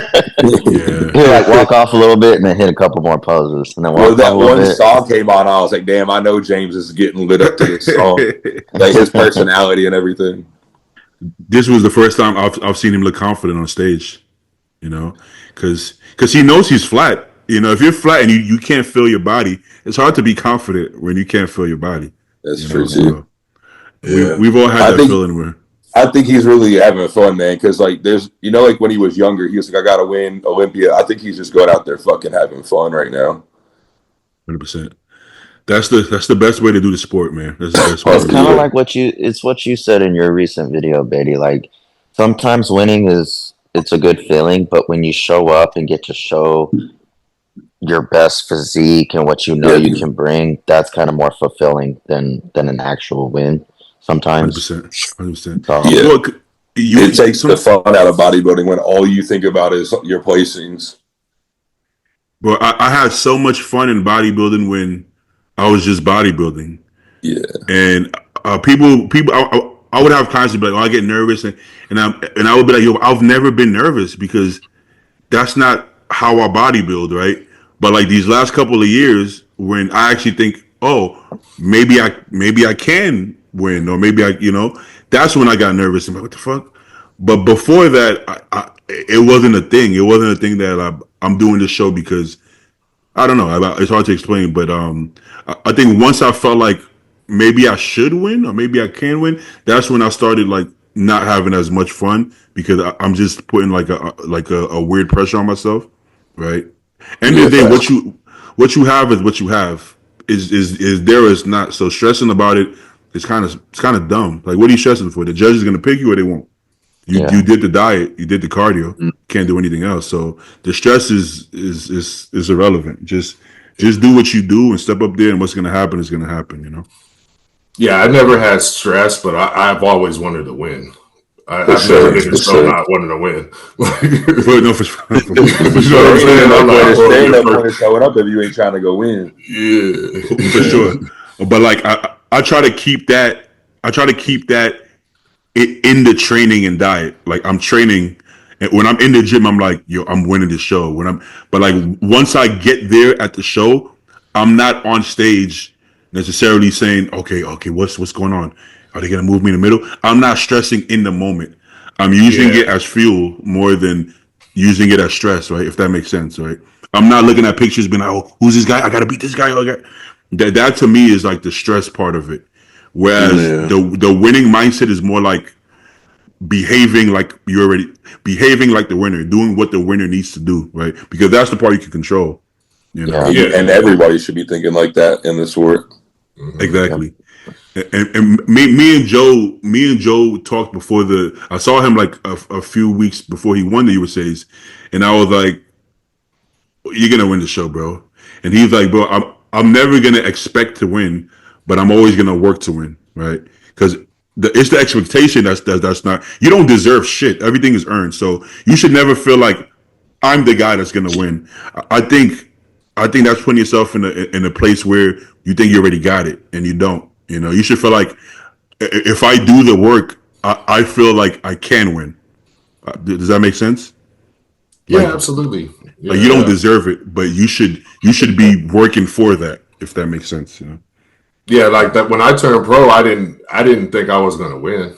Like that day, that was like the only show I was like, man, because I kind of like gave up on it. You know what I'm saying? But I'm still there. What you mean? Like then they call my name. I'm like, oh. Isn't that a much better feeling? Like you still wanted to win, but you didn't expect to win, and you did the work. That's a way better feeling than if you expect to win. Like, oh yeah, this is mine, and then you don't win. Then it's like, what the fuck? Fuck that. After a couple of cracked trophies, backstage, you like. That's the funny thing about bodybuilding that people don't realize. Like everybody wants to win, but unfortunately, especially in the amateur ranks, everybody thinks they're going to win. Like the guy dead last is like angry, and I'm like, why this dude angry? Like what the fuck is gonna happen? I'm like, this dude is angry. Like what? That's happened a few times. I'm like, yo, this dude, he looks like he's mad as shit. I'm like, I don't know what the fuck he thought was gonna happen. But okay, it is what it is. But a lot of people, unfortunately, a lot of people expect to win, not necessarily. I don't believe most people even do the work to win. But where do you think Carlos improved from what show he did? Arnold? No? I think about the same package to me. What Stu was saying about the lighting, right? Because we don't have the same metrics to judge him by, it's hard to tell because the lighting is different from the Arnold. But yeah, if you look soft in this lighting, you're soft. You're Like, soft. This is true. Yeah. So with Carlos, I don't know what happens in the camp. Rumor I don't has know. it he cheats on his diet. He's not Is with that a Patrick no rumor? more. Rumor has it he cheats on his diet. Wait, is he with Patrick? I didn't ask him. I didn't see any cheating on his posts. coach too. I didn't see any posts this time with Patrick. I'm not at liberty to answer these questions. Okay. Well, whatever is happening in his camp, I hope he gets through it, and I hope he brings a look, because this physique, it would be a shame to not see this physique at its best, because this is the best physique on stage, man. At almost any show he does is going to be the best physique on stage. So I don't know if he can do more shows. I'm going to ask him, but I feel like he got his head down right now. He's working, so I might leave him alone for a while. But I do want to see where he's at mentally and what he wants to do, because I would love to see him continue to compete and hopefully get better as the shows go. It's like everyone keeps saying he needs to just bring up his back. I mean, his back is better than before when he went pro. Shit. We can't. Yeah, I was going to say that we don't even have to worry about the back yet. No. I think at this point, he just got to come in shape, right? Because Sas doesn't have like so much of a better back than him, right? But he was shredded. So I think that's the focus, and then somewhere down the line, we could, because we can't even focus on the back, because we don't even know what the back really looks like. When your back is peeled, it's going to look different. That's true. You probably got some detail back there. Listen, I've seen people with a horrible offseason back. Like, back looks atrocious offseason. In shape, you're like, holy shit. Yeah. Or like, I could say Sean Roden. Offseason, you're like, where's the back, bro? And then in shape, it's not Phil Heath, but it's like, hey, I could work with that. He got something there. So it's more so he's going to have, I'm sure he knows it. He definitely knows it. Yeah, so let's see. Shout out Carlos. I definitely want to see him at his best. Hopefully, he does some more shows. You guys follow Classic? I'm starting to a little bit, ironically. Yeah, I used to never watch it. The dude who got third, was it Alex? Maybe he looked really good. Guy with the dreadlocks, right? No, that was okay. Sorry, that was Daniel. Daniel got third. Daniel forebode, and then the fourth place. He's got open bodybuilder legs. Who? Daniel? Yeah, they're fucking massive. Who's the bone? They're like, who's Daniel? Daniel forebode. His handle is the Black Rambo. Dude. Yeah, his legs are crazy. Hold on, let me find him. I don't want y'all to see my search anymore. The Black Rambo. Okay. Daniel forebode. Very good conditioning. Hopefully he got. Yeah, Gyoko got to receive. They got to release his footage. Y'all can't just release it. Gyoko got to stop doing that. You don't just release the top two, bro. I know you got the footage, bro. Release this shit. You got to pay him. They gonna make you pay for it, right? They not gonna. Yeah, like if you place well enough, they put it out there and they like collaborate with you. If you don't, like they don't. Pay up. Yeah, pay up, bro. That's like, yeah. I'm not mad at it. There was a guy that got like 6th place that they kept. I just felt like they were putting so much attention on this kid, and I was like, this kid's got to be sponsored by Hostile or something, because they're talking way too much about him.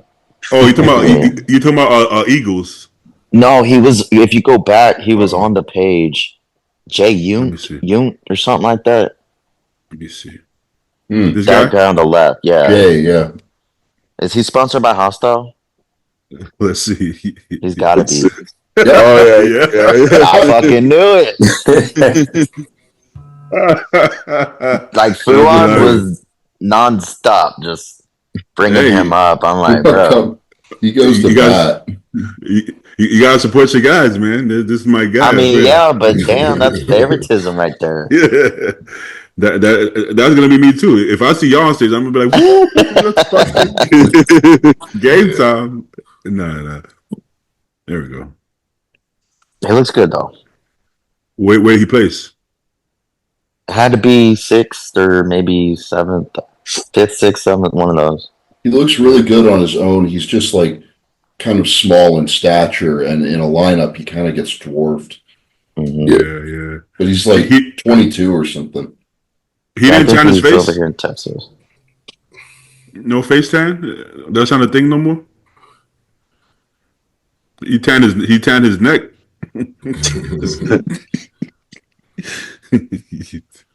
I've noticed that people don't like to tan their face anymore.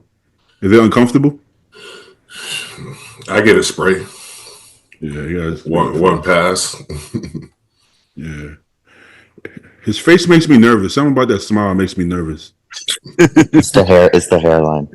I think maybe because he's young with the hairline. Straight up, like at 22, that is brutal. Brutal. Sometimes you just gotta let it go, man. Sorry, Jay, but like, shave that shit. Do a mohawk or something with that middle piece. Oh, that mohawk! Yeah, he could pull off the what you call it? Who got that Dragon Ball Z character that got the little mohawk with the thing? Yeah. Oh no, he can't pull the mohawk. He got the spot right there.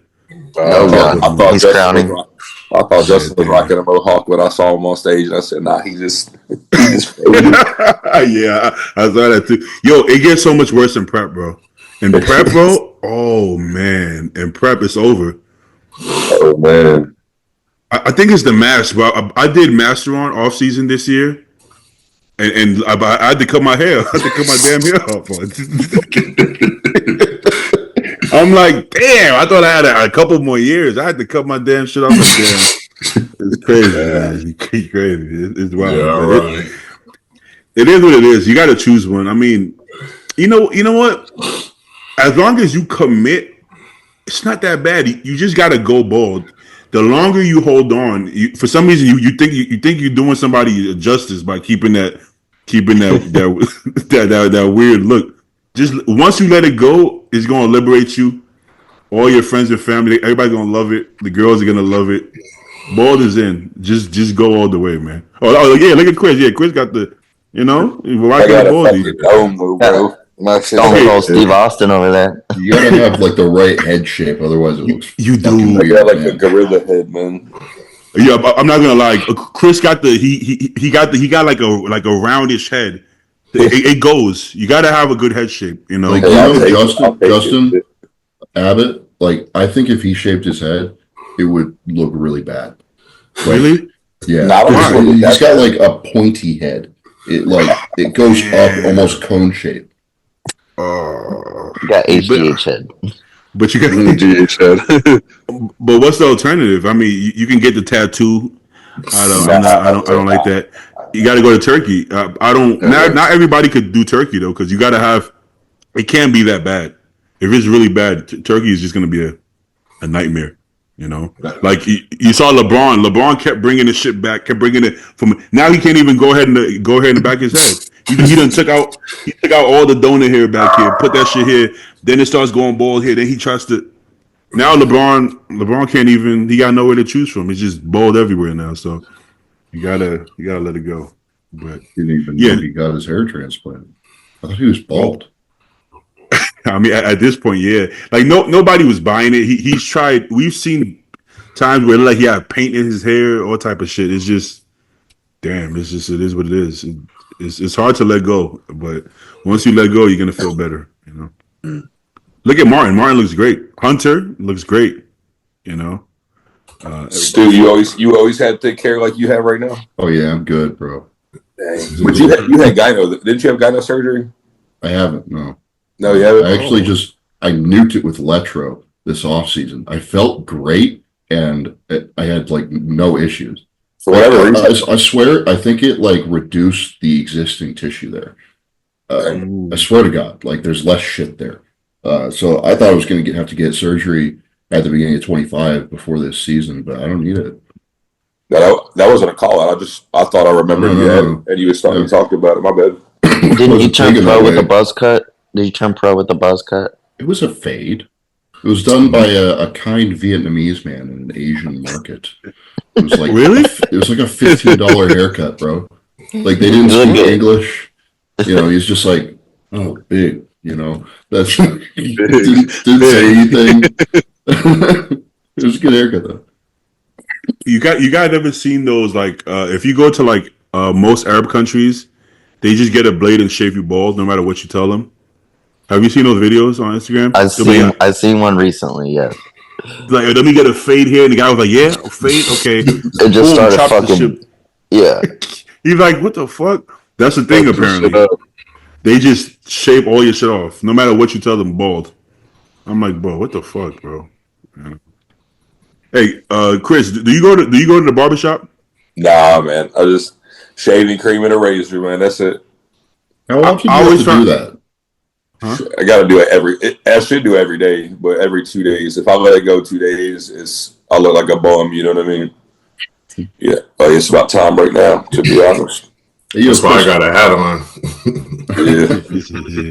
Hey, so are you gonna be here for the Fit Week thing? Nah, man. Dude, I have 3 fucking weddings I gotta go to in April. Like, what the fuck? So I'm trying to get through that till I start like really prep for North Americans. You should get belligerently drunk at least one of them, maybe 2. Nah, I'm dieting right now, like 100%. So like I just got Chris is locked in. Yeah, I'm like fall through the cake drunk. Shoot, pop out of the cake.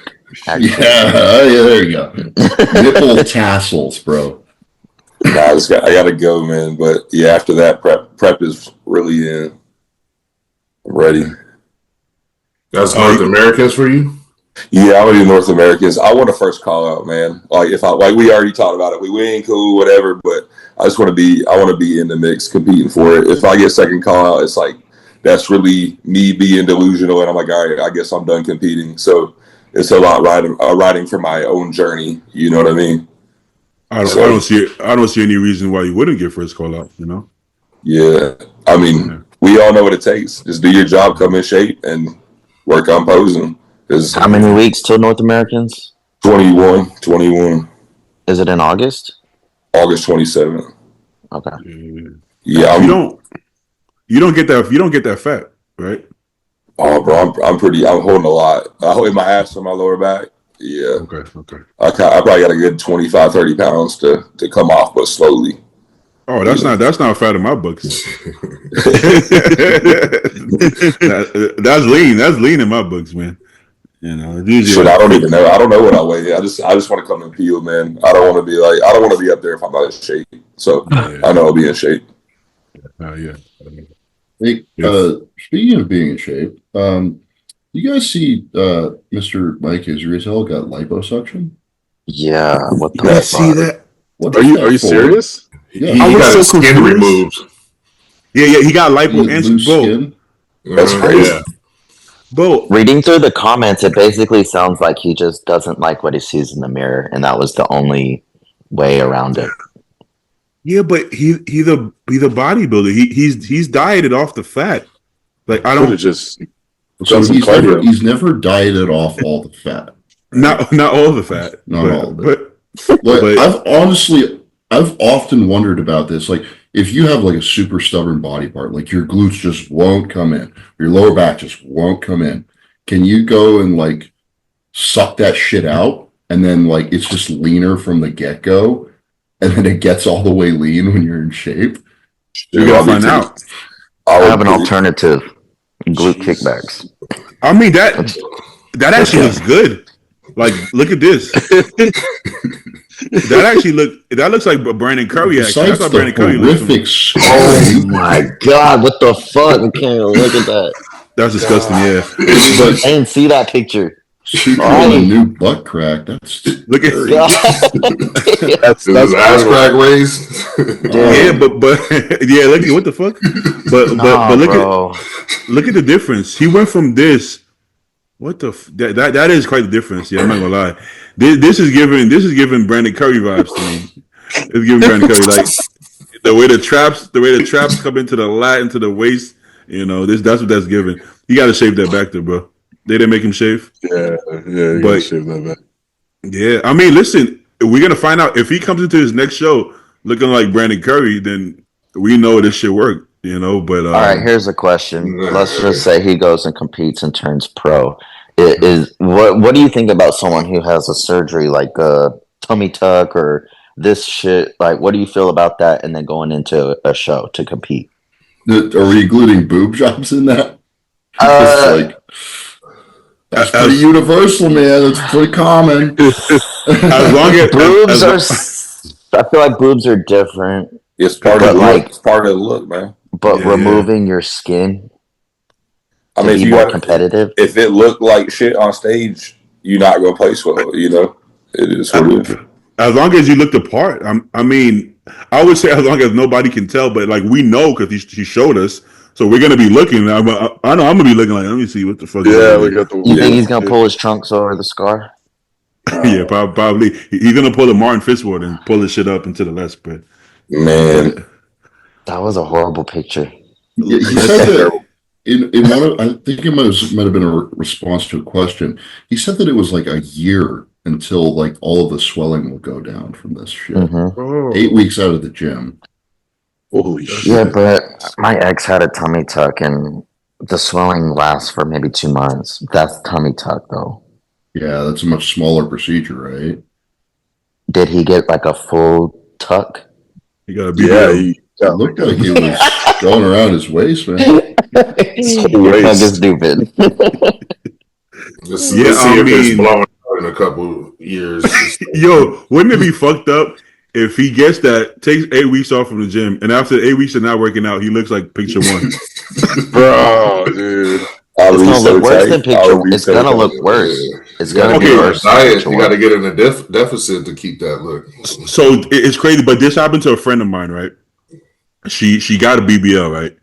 And I don't even know how long it took, but she could barely even walk. Let's say it took, I don't know, 3 months. I don't know. Okay, boom. By the end of the 3 months, she looked way worse than she looked before she got it. But what happened is obviously she got back in the gym, back on diet, shit like that.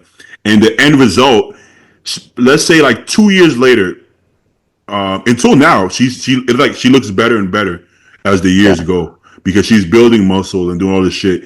But the fat distribution is all going to the right places, so that's a win.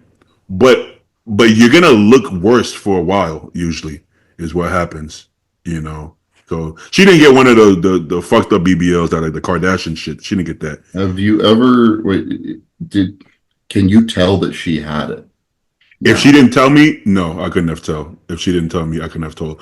But because she had legs. If I were to ask a white guy that question, would he answer the same?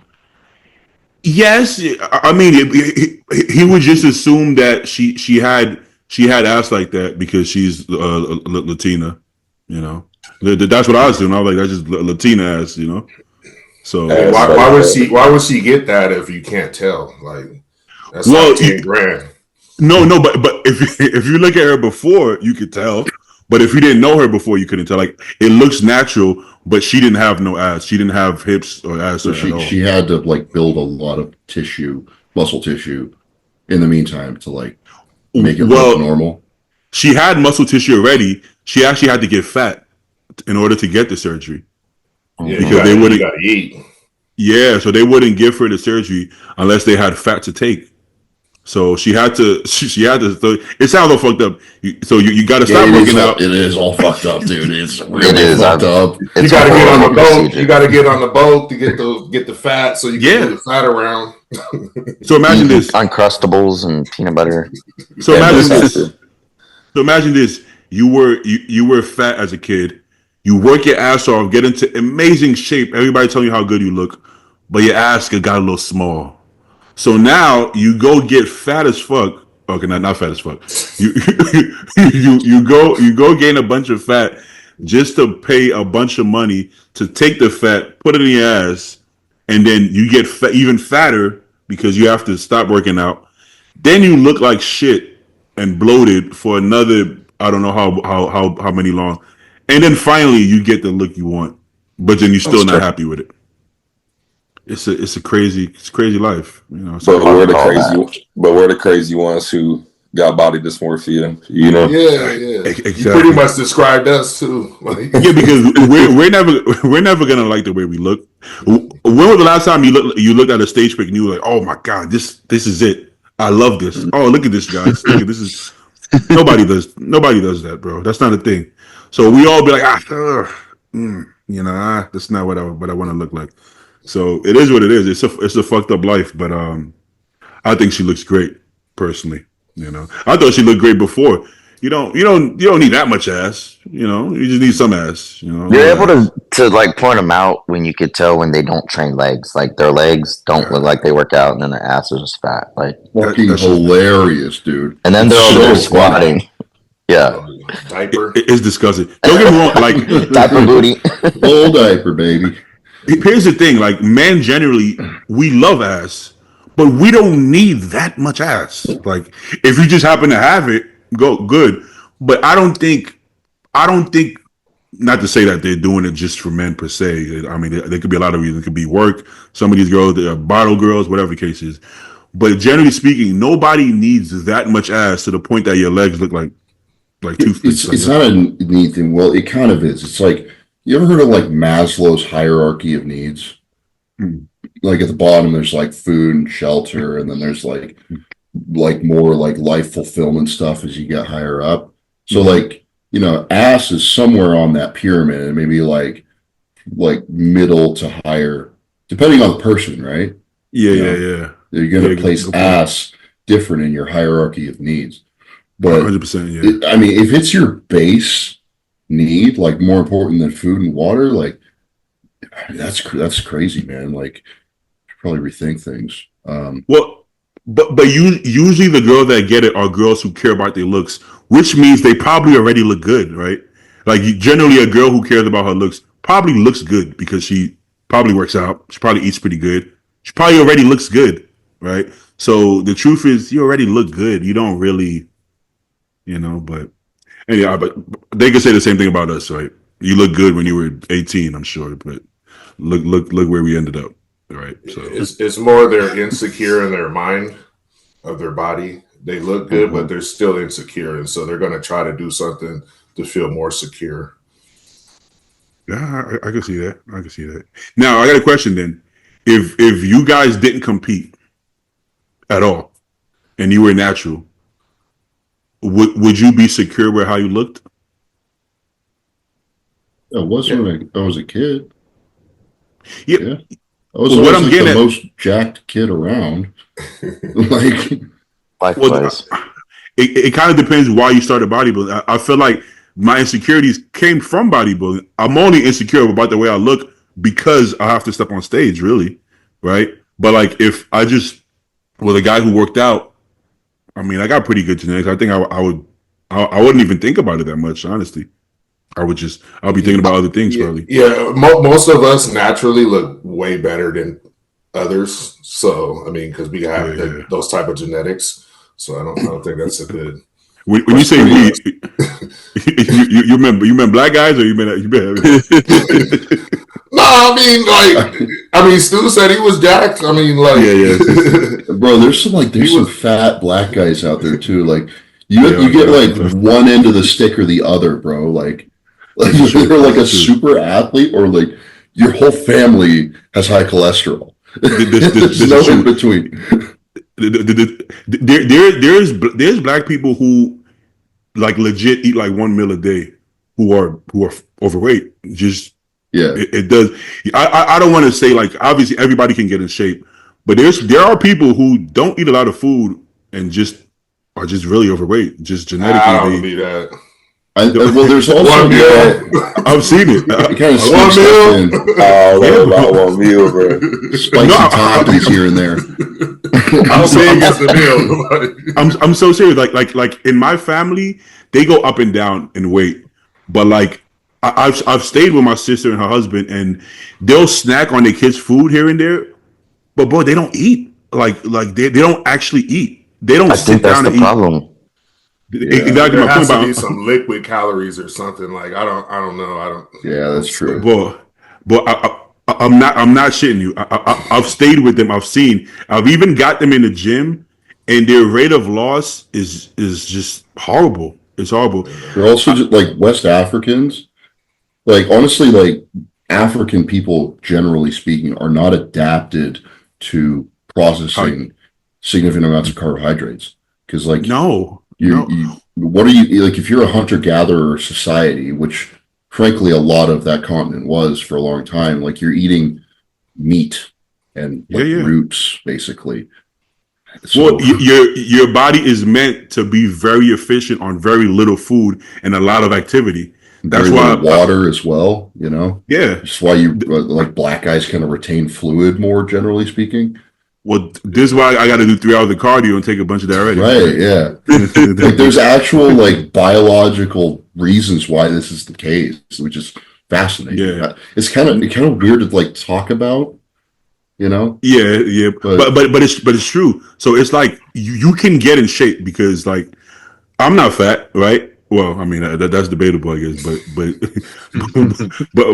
But like I can see how much. Hey, where you going? Go to your bed.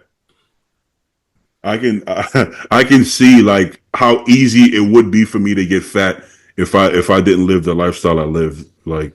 I would definitely get fat off of 2 meals a day. You know? I could get fat off 2 meals if I'm drinking a ton of alcohol. Like, yeah, that's another thing. Is like you get off work, you drink 3 beers a day. It's like that's not a ton of booze, but like that adds up. Yeah. That add up. That was my dad, and not with beer, but he would eat once a day, but he would drink a lot of juice throughout the day. Just drinking like water. He would just drink juice. Now. Everybody wouldn't get fat doing that, but if you don't have a great metabolism, well, you're gonna get pretty fucking fat, you know. Because I know people. My girlfriend Megan works at the county down here, and it's almost entirely black people, and she describes this body type of like kind of a middle-aged black man who just has like massive fucking arms for no reason, like they don't work out or anything. They eat just snacks or whatever, and like a big barrel chest. Freakishly strong people, right? Like without training, and they're just like really big dudes. And like you said, you know, in the movie they eat once a day, nibble here and there. My dad had huge arms, like legit, like 20-inch arms. Never worked out, but he had like a 50-inch waist at his prime, and then he probably had like 10-inch calves. That's prime. Peak waist measurement.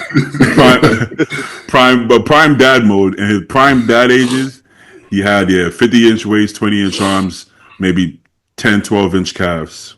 You don't say no to a man like that if you're his son.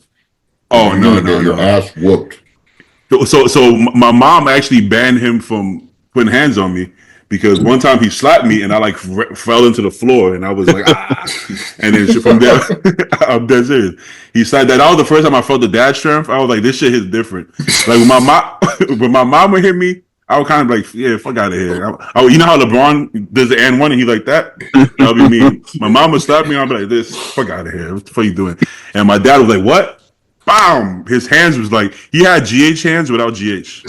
So you see my hands? Yeah, imagine this at like age 45, 50.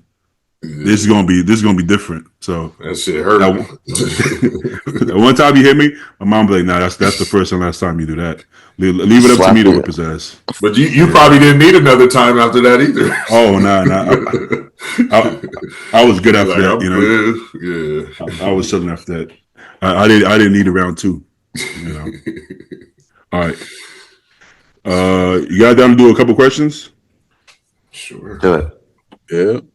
Make them good. What you about to cook over there, Chris? I want to know what Chris is about to eat. You got tilapia and almonds.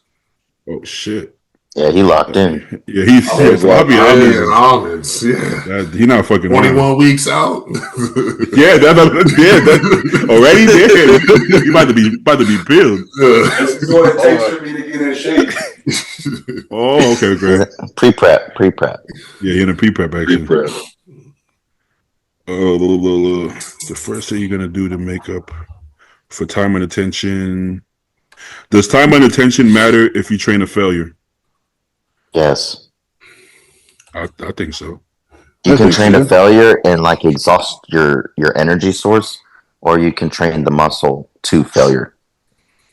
Well, the way you can look at time and attention like overall volume, right? Because like whether you do 20 fast reps or 10 slow reps, right, you get like a similar time and attention. It makes a difference if you slow it down.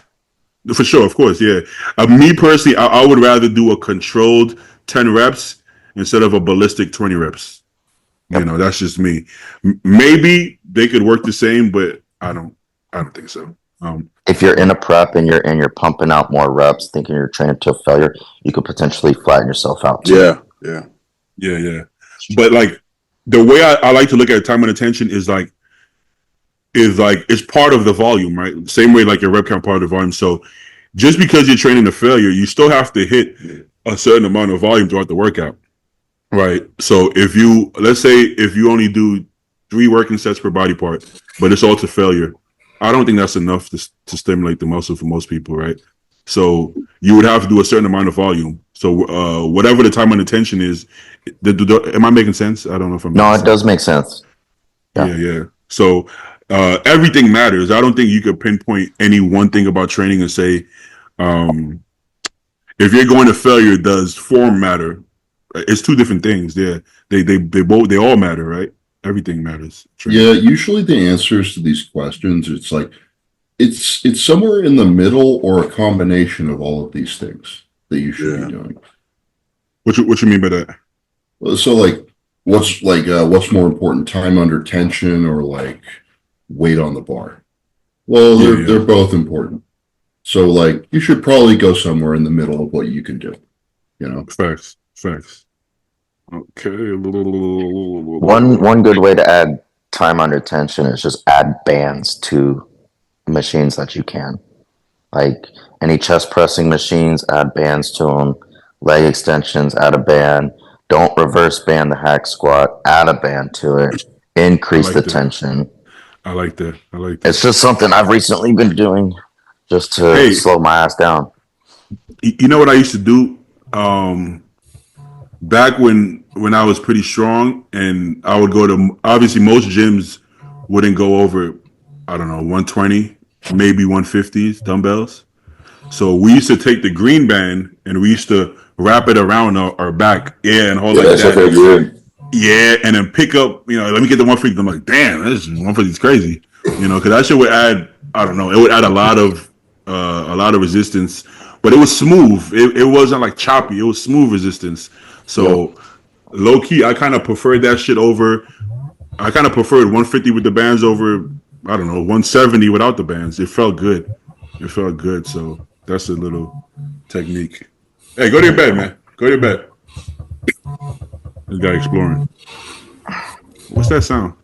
Somebody's phone's blowing up. Oh, yeah. Not bad. The hotline.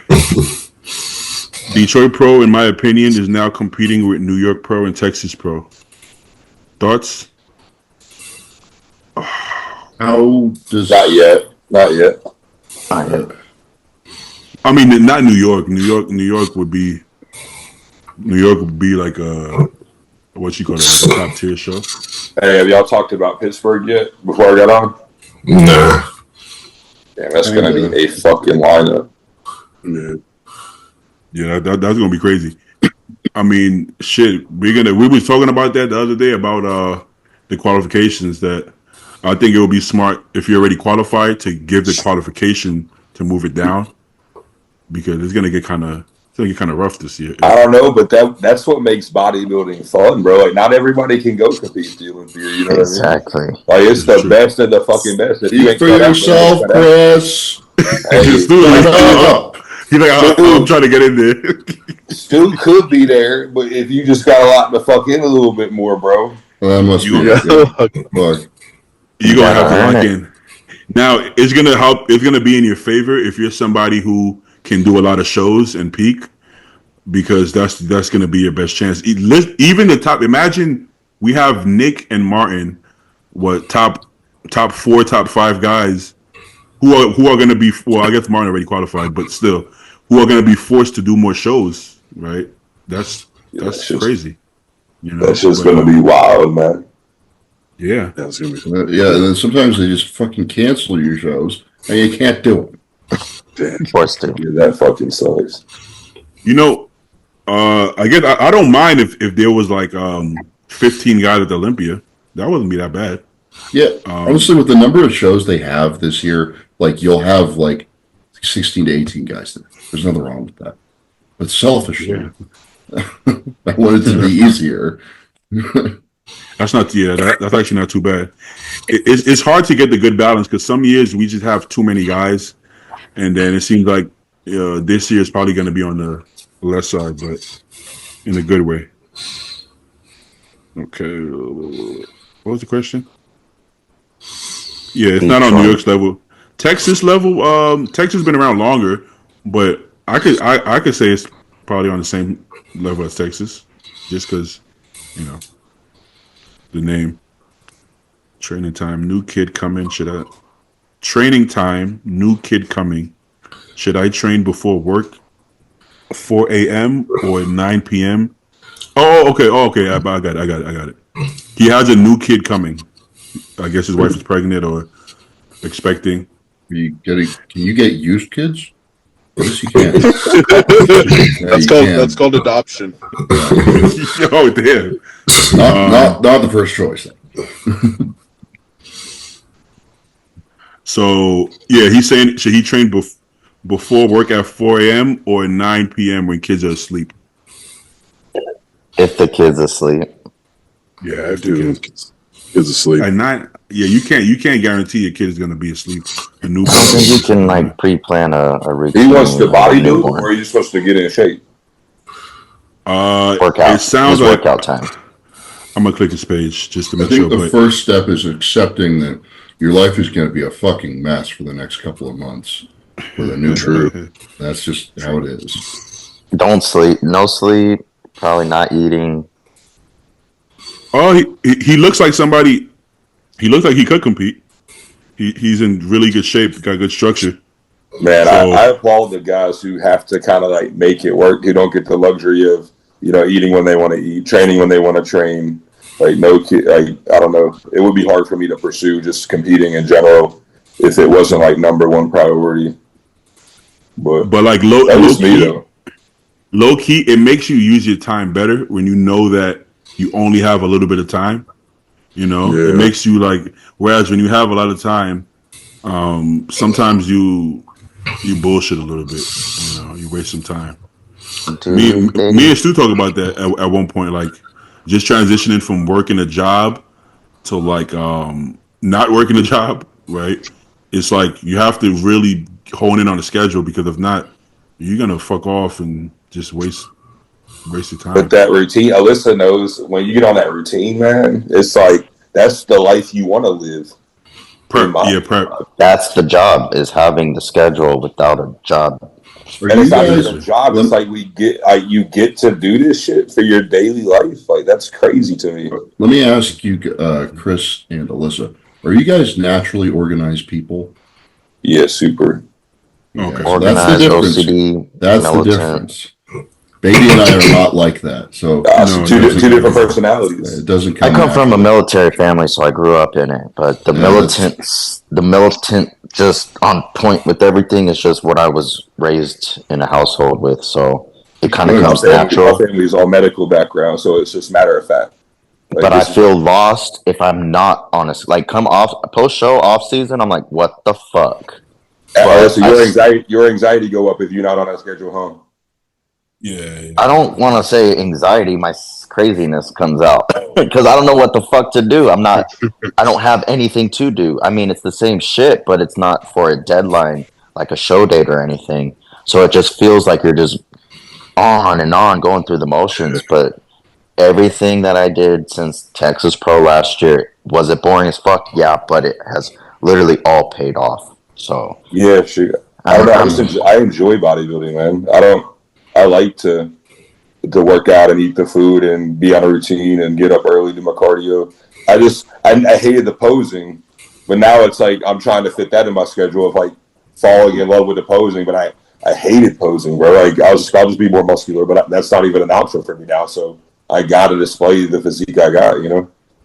See, me and Stu still we thrive off of structure still. It takes something like prep.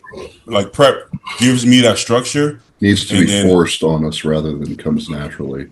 And sometimes we can force it ourselves, right? Yeah. But it's definitely much more effort. So here's a question. So do you have like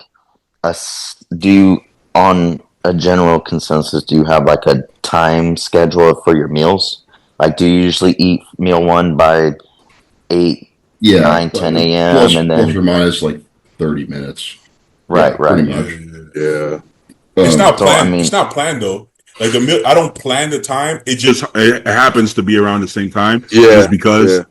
Like, I feel like that's naturally the longer you do it though. Like I'm not sweating 30 minutes here or there for a meal. You know what I mean? But it kind of just happened. Yeah. But like to plan when I do my work, like when do I reply to clients? When do I edit a video? Right. That's the part that obviously my in-person clients is on a time, but me scheduling the rest of my day around it is where I do a bad job. What about your training? Like, do you train at the same time, or are you like, I feel like I'm gonna eat another meal before I go, I'll go, or do you like train after 2 or 3 meals every day? Generally, it's after my last client, but sometimes I'll train her and I'll be like, I gotta get another meal in. And then I'll get another meal in, or I'll be like, yo, I'm so tired, I'm a nap, and I take a nap in the car, and then I wake up. And then I wish I was more like that, where I like if I have to have 2 or 3, I could train, but I'm like if I don't train 2, something it's just what I've been doing for so long. It's like part of just my daily habit. You know what I mean? Yeah. That's kind of a goal of mine. Like outside of prep, I want to have the same structure. Whereas because that's when I'm most productive. But so right now I have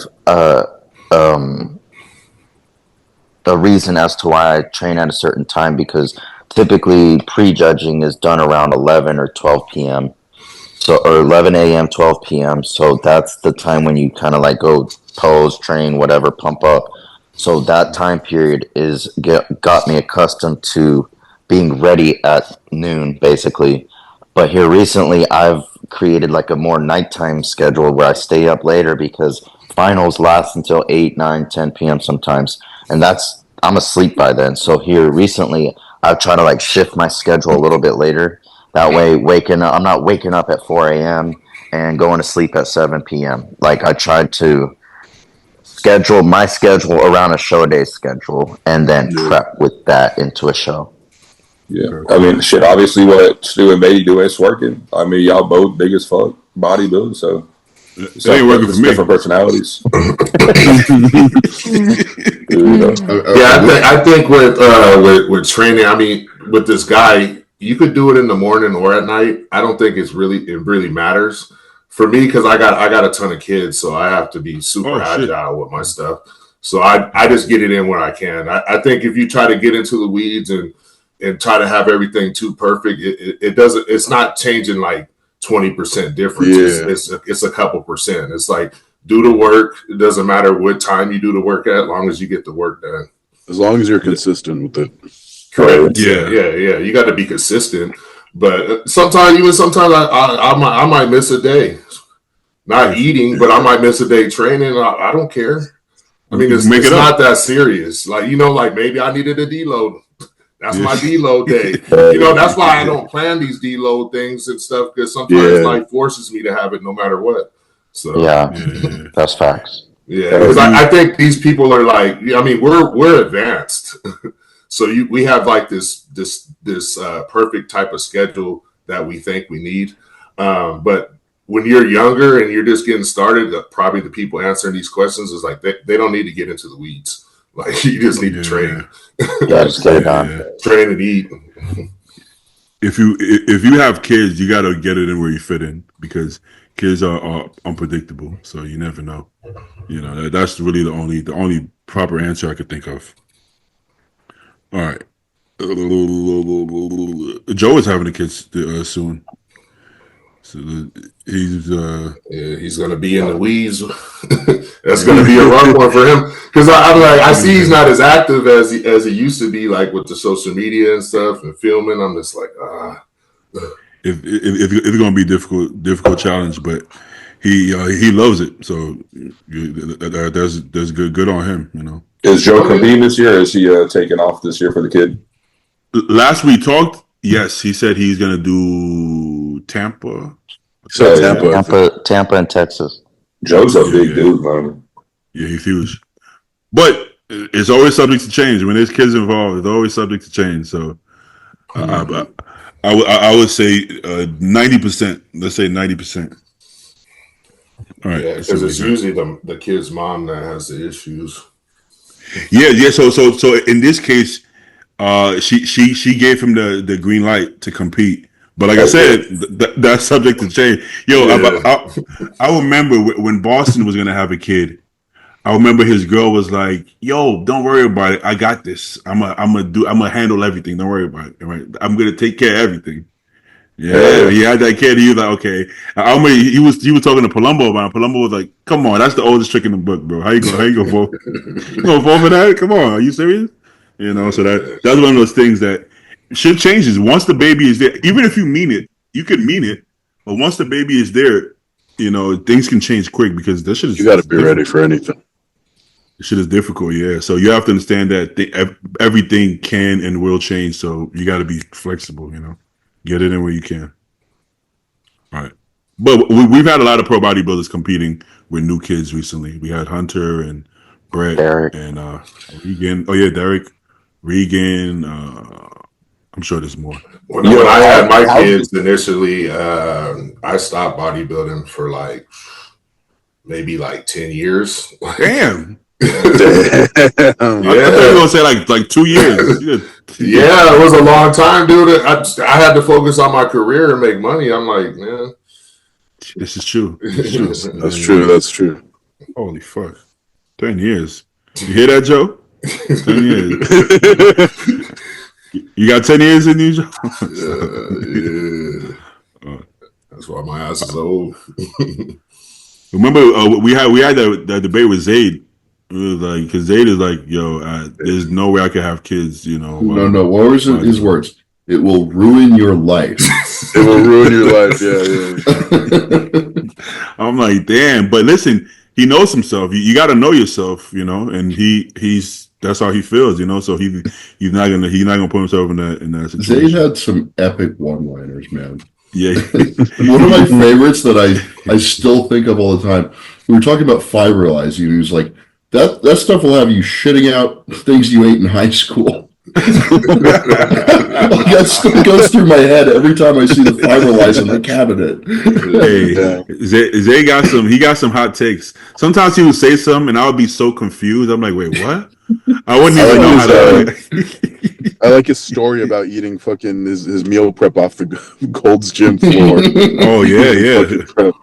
Never. Well, we would get high and have these conversations, and I'm like, yo, Zay got an interesting way of thinking, and it makes sense. It's just it's so out of left that it takes you a minute to kind of get where he's coming from, and then me and him will argue back and forth, and I'll be like, you know what? I think you're actually probably speaking more logically than like even the advice we would give him. His makes more logical sense. We're just talking as bodybuilders, and when you think about it, like that makes more sense out of bodybuilding. If you wasn't a bodybuilder, then I get it more, right? So it's all perspective. All right. Let's see. Did you ever buy protein pudding? If so, what the fuck? I'm not even aware. I'm not aware that's the thing. Yeah, I wouldn't fuck with it personally. But do your thing. Do pump products all these pump pre-workouts really, bro, what the fuck, really aid in muscle growth? Do pump products are pump products worth it? Yes. Talking about the injectable shit. Oh, he just said pump products. I guess both of it. The injectable shit does. I mean, if you have But the part, money, I think part of it is just the trauma to the muscle. Really, you get some inflammation, but it works. It's worked for me. I wasn't talking about synthol. I was talking about like the amino acid ones. yeah, the amino yeah, asylums, pump product, whatever. I've used those. I was using one I think called Pump Max by company I was working with. Damn, I forgot the company. I forgot. I'm sorry, I forgot the company, but it worked great. It worked great for me. I just got tired of fucking pinning all the time. Between the GH and the year, I don't want to pin any more shit. I'm tired. It really is annoying, man. Yeah. Yes.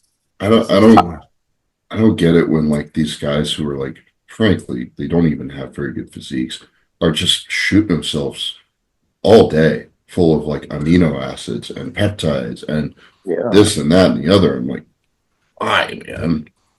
Like, do the basics. I literally stand. My sponsor creates something called Nova Pump Neuro, and I stand by it. It's fucking fire. Tastes great. Works immaculate. You got pre-workout? Oral? It's a pre-workout, and is it oral? You can't be too good. No, you actually throw it up your ass. Nah, it's fire. It's fire. It's fire. Check it out. Nova Pump Neuro and Nova Farm. Well worth your money. I would keep it. Yeah, I would keep it oral. I never use pump products. It's a waste of money. Wait, like the pre-workouts? You never use that? No. What do you use? What's the water? You use? Something told me. Creatine. That's why I said if you have the money. I'll do like some creatine and maybe I do. Well, I put some creatine with some EAAs and then some citrulline malate. But that's exactly what I do. See, I have an opinion that EAAs are a waste of money. Yeah, I do too. I just like the flavor. Really? We're talking about essential amino acids, not branch cheese, right? Yeah, EAAs for me. Any amino, I think, is if I wasn't sponsored, if I was to go spend my money on supplements, it would be a pre-workout with stim and a pump product. Shit, if I had to spend my money, I wouldn't buy shit. I would be drinking water and salt. It would just be like whey isolate and creatine. That's pretty much the most stuff I use. No, honestly, this is how I felt before.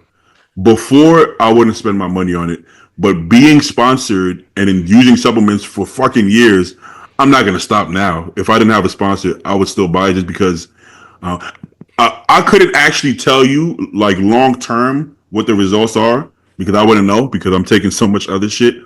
But I don't want to find out the hard way. I don't want it to stop working, you know. So I'm gonna keep on doing it. Scientifically speaking, they work though.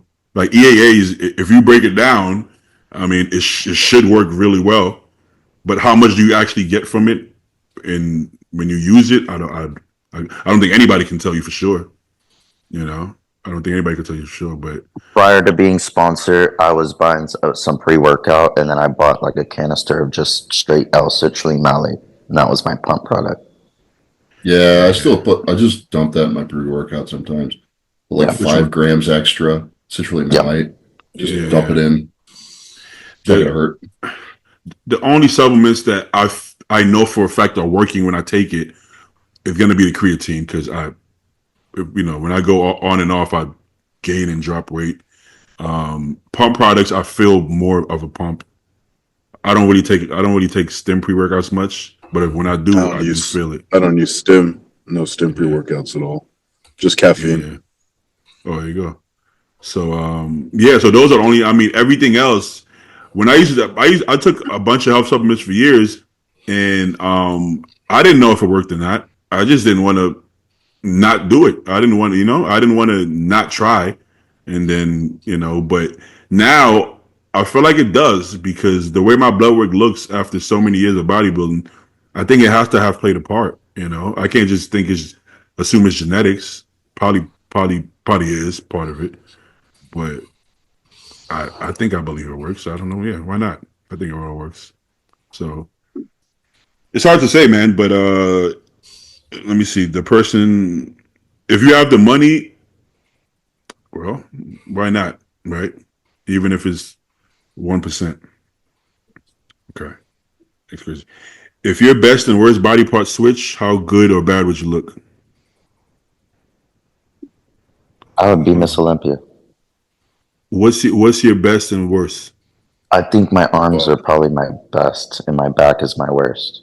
So if my arms came down and my back, I'd look right up there with Natalia. They like that. Scrawny arms and a big back. Just kidding. Yeah, that's true. She actually does have like really small arms. Now I'm thinking about it compared to the rest of her.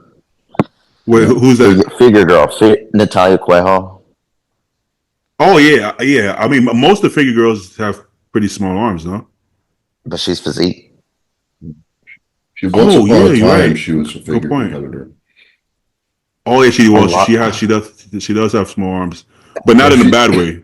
She's like no. They look good. 17. Her fucking back though, and her waist is like. Hey, she watches the pod, so hey, Natalia, your arms look phenomenal. I like your arms. She gets fucking peeled though. She stays peeled. That is a girl who does not alter her diet one day out of the year. Like she's fucking peeled, bro. Prepped, locked in. How old is she, man? Because she's been in the game for a minute too. I think she started a couple years. She's 28. Yeah, she's a little bit younger than I am. Hey, somebody told me that her coach was like trying to force her to have a cheat meal, and she wouldn't budge. She just didn't want to. She just didn't want to have a cheat meal. That's wild to me. That's crazy. Do you think? Nothing. What you gonna say? Nah, it's all good. It's a rabbit hole, man. On to the next. I could always. I could cut it out if you want. I don't even know what I was gonna say, honestly. Oh, okay. All right. I thought you were gonna say something. Oh, so like know Natalia, where's she from? Spain, maybe? Brazil. So do you think like some of those athletes, like, I mean, all right, so American bodybuilding, it's like we don't like not we, but I don't think like the American bodybuilders see themselves as like professional athletes because they got to work a job. Most of them to get there and kill. But these foreign countries are so supportive with bodybuilding via sponsorship, supplement. Do you think like they have more of that mentality of like, I've got to be a master at this sport, or do you think that's all bullshit too? No, yeah, for sure. I think some of these other countries, from the Middle East, it's like you're going there, like fuck your health, like go win for our country. You know what I mean? I think so, especially Brazil and Iran. I think go hard, bro. I think it's a whole different ball game for them. I don't think it's even close. So one of my friends, his girlfriend just hired a Brazilian coach, and she wants to be wellness, and he was like, "All right, 10 milligrams of Anadrol a day." I'm like, "What? Like, that's crazy." Anadrol. Anadrol. I was like, "You being Anavar, right? 5s or 10s?" And she was like, "No, Anadrol." And I was like, "I wouldn't do that, and I wouldn't recommend that shit." But I guess some girls like they going hard down there. What division was she? For girls, wellness and average chick, man. Like just getting into the sport. You know what I mean? What did you say, Stu? Anadrol's a good trick, good drug for girls. Really? Are you serious? I mean, in low doses, yeah, obviously, like 5 milligrams or something. But like, I would never think like one of my female clients, hey, we gonna run some draw. You heard? I couldn't give a heavy. If she's a bikini girl, then no. But like, physique. I'll test out that theory in the off season. Let you guys know. Girl. Good luck finding 5 milligram Anadrols though. Like 5. What do they come in? 10, 20s? 50s. The Optis are like 50s. Chop it in the quarter. Yeah, I'll just fucking wing it. Yeah. Blend that shit up. Drink half of the shit. 12.5. D-ball shakes.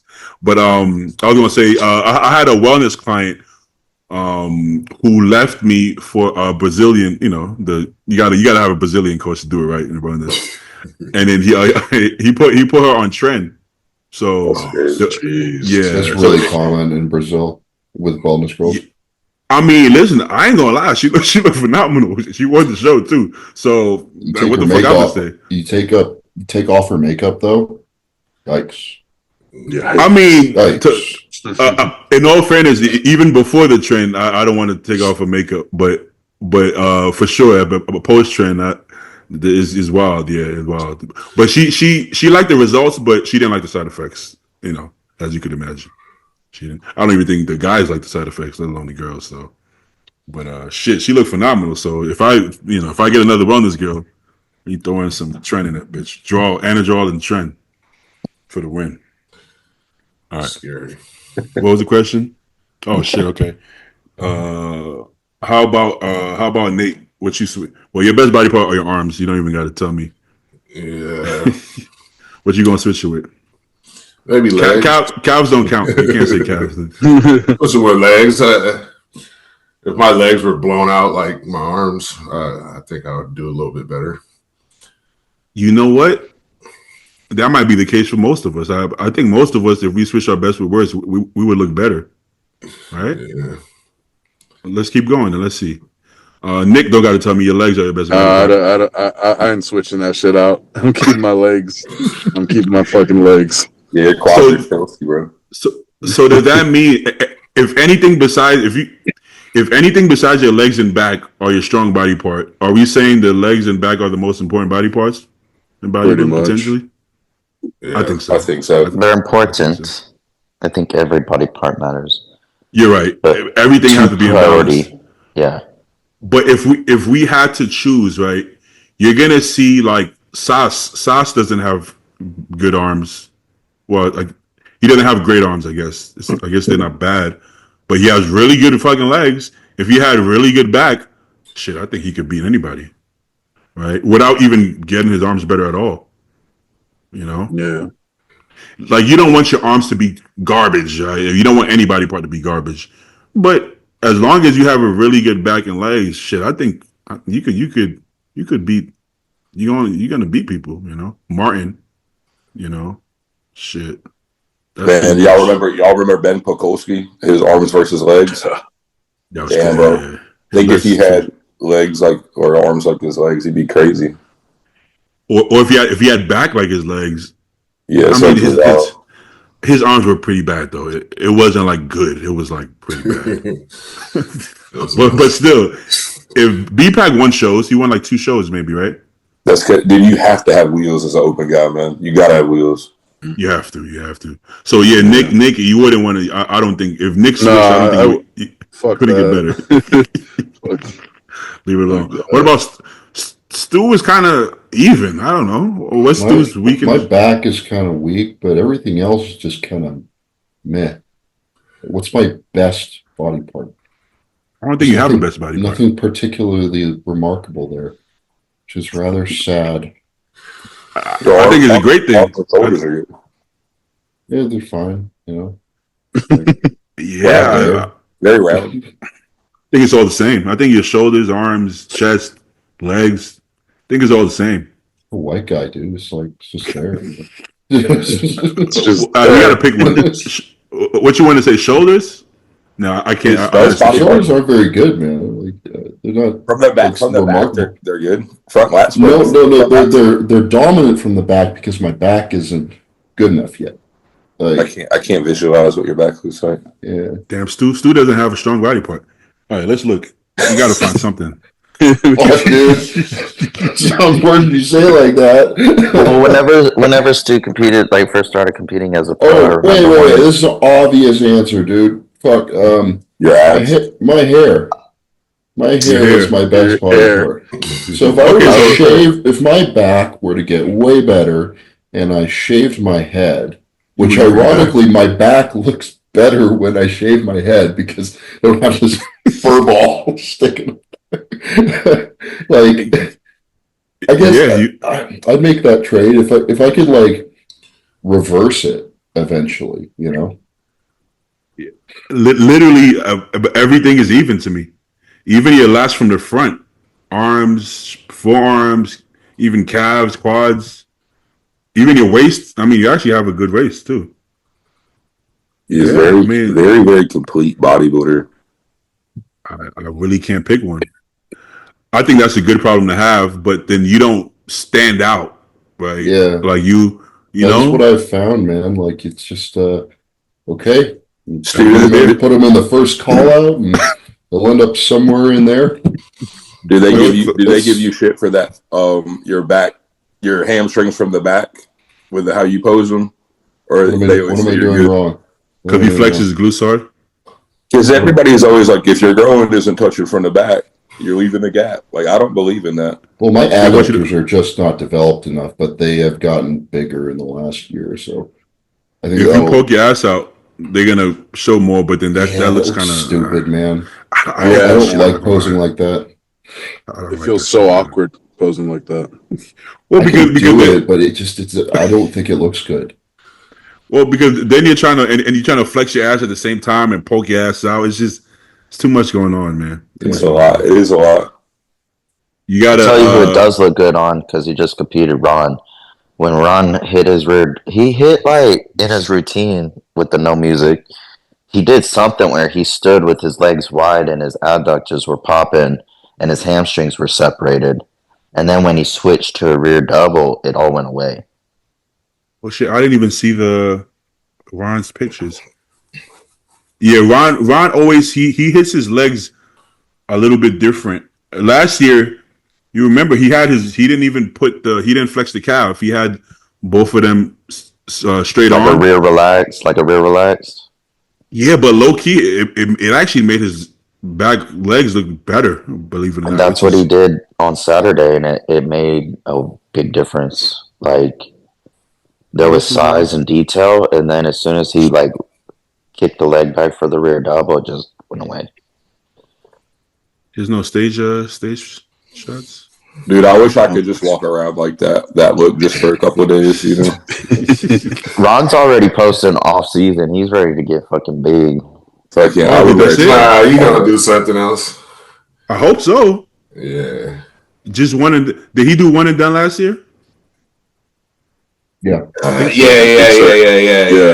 Yeah. But he said he's gonna do Pittsburgh. I hope so. Yeah, because we were talking about trying to get out there more and do shows that we normally wouldn't do, just to kind of get out on the circuit and kind of like experience bodybuilding more. He was talking about traveling overseas too, but I don't got the money like that. I'm gonna see if I can go to Reno, but yeah, he's probably gonna do Pittsburgh. And he said that on Dennis's podcast too. But he told me live. Heck yeah, yeah. Because he's like, where are you gonna stand with all those guys, those top guys? Like, you know, that's like a baby Olympia right there. Yeah, facts. I think Ron should do more shows. I would love to see him more athletes compared to more athletes. Yeah, and he's like he really loves bodybuilding, so like he's all in. Hell yeah. I mean, that's like one of my mentors, even though we're like the same age. Can you be your best after a full hip replacement surgery? Like a Roman Fritz. Yeah, fresh parts in there, you're gonna be better than ever. And you recover really fast from the hip surgery. Fresh. You're walking the same day. Yeah, but it ain't the same though, bro. I'm telling you. Have you gotten your hips done? I had 2 hip surgeries, not hip replacements, but man, it's what exactly did you get done on your hips? So hips was labrums on both sides, both. Okay. Hip labrums are horrible, aren't they? I have a buddy who's been recovering from a torn hip labrum for like 3 years now. I swear to God, he's so fucked up from it. Yeah. How does that happen? Genetics? It has to be genetics. But I had labrum tears in every quad, both my shoulders or both my hips. Like, I'm sure it has nothing to do with your training style, but yes, genetics could definitely contribute to it. Didn't we all do that? Didn't we all train like that at one point? Baby was stronger than me back in the day. I didn't. Well, my training was foolish. My training was foolish, bro. Like what I was doing to my body, but I've never even had pain. Like, well, not I can't say that. That's a lie. Hips are a really genetic thing, though. Like, I guess I got the worst fucking genetics for that. Did you play sports? Man, all my life. See that because sometimes I say when you used to be an athlete, you don't get injured as much because you have some of the mobility, at least when you were young, and some of the flexibility and explosion. Yeah, I don't know, man. I guess it's fucking dumb. I guess you know what I mean. Damn. But do you still train the way you used to train? I can't, bro. I can't. Like every time I feel good, I'm like, oh, let me try something, and I'm like, this isn't what I used to do, but if I could do this, and I'm just done with it, bro. So I just do what I can. I hate to say that like on a podcast, but I do what I can, bro. You know what I mean? That's all you can do. It would have to be genetics. Did you guys used to follow Brandon Barrow? You guys used to see how Barrow used to train? Yeah, he's still strong as fuck, man. Oh yeah, that strength ain't going nowhere. But like the control and tempo is different now. Hell yeah. He's like holding back on purpose, right? Because his strength is like a detriment. It's not even his strength is. If I could tell anybody, it's like once you get to those numbers, dude, pull it back. Like, what the fuck you gonna do? 180s or 200-pound dumbbells? Like, who gives a fuck? It's not gonna do anything like different. You know what I mean? Barrow was hitting 200s for like sets of 8 to 10, bro. It's crazy, bro. Like that don't even make sense, you know. But it just takes like one fucking slip and boom, you pop something, bro, and it's never the fucking same. Never the same. No. Fucking a little bit of pinky sweat on the 200-pound dumbbells is over. That's serious. That's dangerous. Yeah. So, but yeah, he doesn't have any injuries. You know, I don't know. I think a lot of his genetic. What was the question? I always forget the question. Oh, hip replacement. Okay, but what if you have you always had pretty good legs? No, Chris. Well, I didn't think so, man. My hamstrings are terrible, horrible. I thought you always got big legs, no? I would consider. No, I guess, man. I mean, I don't see it that way. Because I see like the sweep. I don't have a huge sweep, bro. You know what I mean? Okay. I see what you're saying. But if you had what if you had weak legs to begin with, and then you have hip surgery? Do you think chances of you being your best? Your best? That's probably out the window. Yeah, you could then. No way. You can make do and try to be your best now, but your best potential is gone, bro. Once that shit happens, you gotta accept that shit, bro, and just bodybuild the bodybuild. Yeah. It just so happens some people don't have to be the best to win, right? And that's a whole different story. You know, that's what my dad kept telling me. He goes, why don't you just do it? He's like, even if you're 85%, I'm like, God, that's hard to get on stage knowing that you're not the best. You know what I mean? That is difficult. I mean, I could argue that that Dexter after 40 he wasn't his best, but he was still better than the people he was beating. Right? Yeah, he was getting paid though. You know what I mean? Like, how you stop him getting paid? You can't.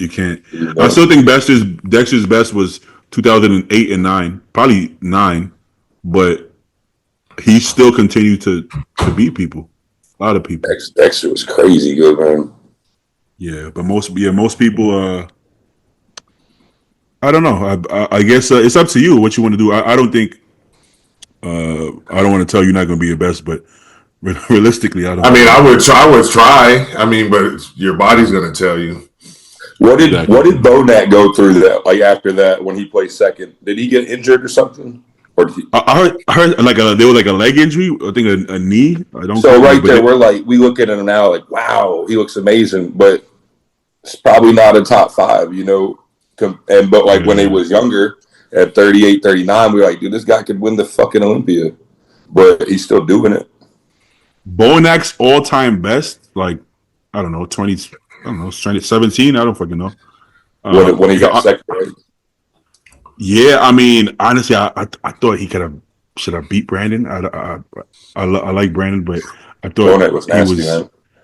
But like, we don't even know the injury. He had an injury, and he looks amazing now. But it's not going to be ever surpass what he was. You know what I mean? No, I don't think so. You just got to come to grips when you get an injury like that, or a hip replacement, or something like that. Yeah. The best ever Bonak could be Derek, could be Lunsford. You know, I think so. I think so too. Yeah. All right, let's do one more. We've been on for a minute. Yeah, we went on for a minute. Season food is high. Wait, what? If off-season food is high, is it soft to replace meal with a homemade style product? Is Maybe it soft? What was the question? Is it soft? Like not hardcore? He Like, probably. are you a weekend Yeah. He's saying instead of having, if you can't get a solid meal down, is it soft to replace it with like a homemade style product, like I guess like egg whites and No, like homemade is a meal replacement product The from protein Action shake. Sledge. I'll replace it. Yeah. Oh, Is is that what it's called? Yeah, I've actually used it before. It's really tasty. Do I bet? Is it soft? Like, is it? Yeah, you're a pussy, bro. You're a pussy, bro.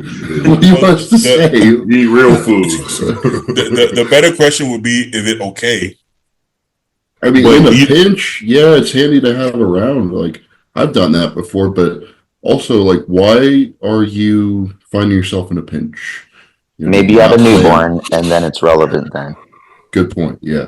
But, ideally set up your life so that you can get all those solid food meals in and follow a meal plan like you're supposed to. So what exactly is homemade? It's like MRE. Yeah, it's like MRE from Redcon.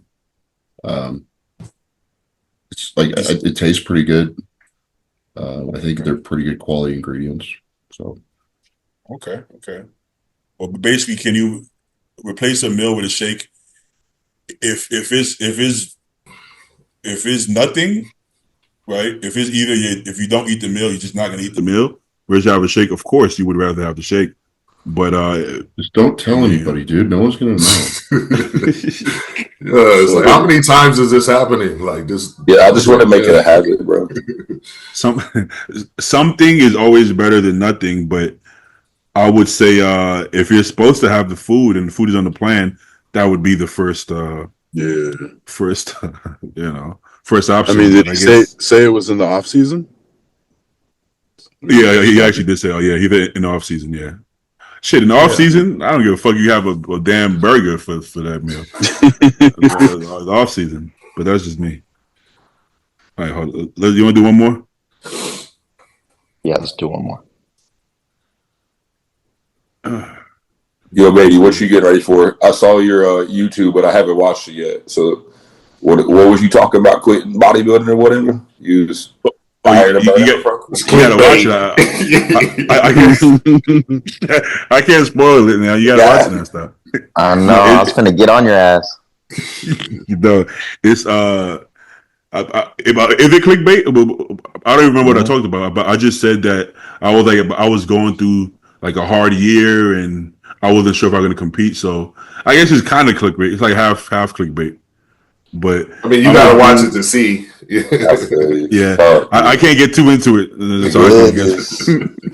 Nah, but basically, I said that I'm gonna do. I said I'm gonna do the USA's and I'm gonna do North Americans. Right? That'd be dope to compete against you, bro, for sure. That'd be dope. You didn't say anything on there. I don't think. You said you're gonna do a couple shows. Oh, so I'm spoiling it. Damn. This comes on after, though, isn't it? This is after. Yeah, we're gonna go after. North Americans get in. Let's get it. No, but I might jump into North Americans too if USA's doesn't. Yo, you guys gotta convince your boy that was on here to do it one more time, man. He said he was done with it. DT. Yeah. Oh yeah, North Americans. Yeah. Yeah, we still got a bunch of time. Yeah, he might come around. I would be changing his mind, man. I want a lot of people up there, man. I think it'd be a ball up there to have a bunch of good people up there. It's fun, it makes it more fun. We're not gonna do this forever, so but I think it's fun to make memories and hang out too after the show, the whole nine. I mean, most of us know each other from competing, you know. Exactly. Competing. That's how you build that. Yeah, if I do a last show, I would want to know it's my last show. I don't want to just stop in between. You know what I'm saying? Yeah, bro. You got to finish it, bro. Yeah, for sure. Life is tough though. Like I get where he's coming from too, as far as like trying to prioritize business, just because that is necessary. But I think he could do both, man. Honestly, I think he could do both. I think he can do both because his business is in the realm, in the realm. So I think he could do both. But DT, if you're watching, we're gonna bully you till you do it. For sure, brother. Stay in there. Mm-hmm. Stay in the Come on, man. Yeah. All right. I think that's it. Back 3 months wasted. How to start back the gym? What? After 3 months wasted.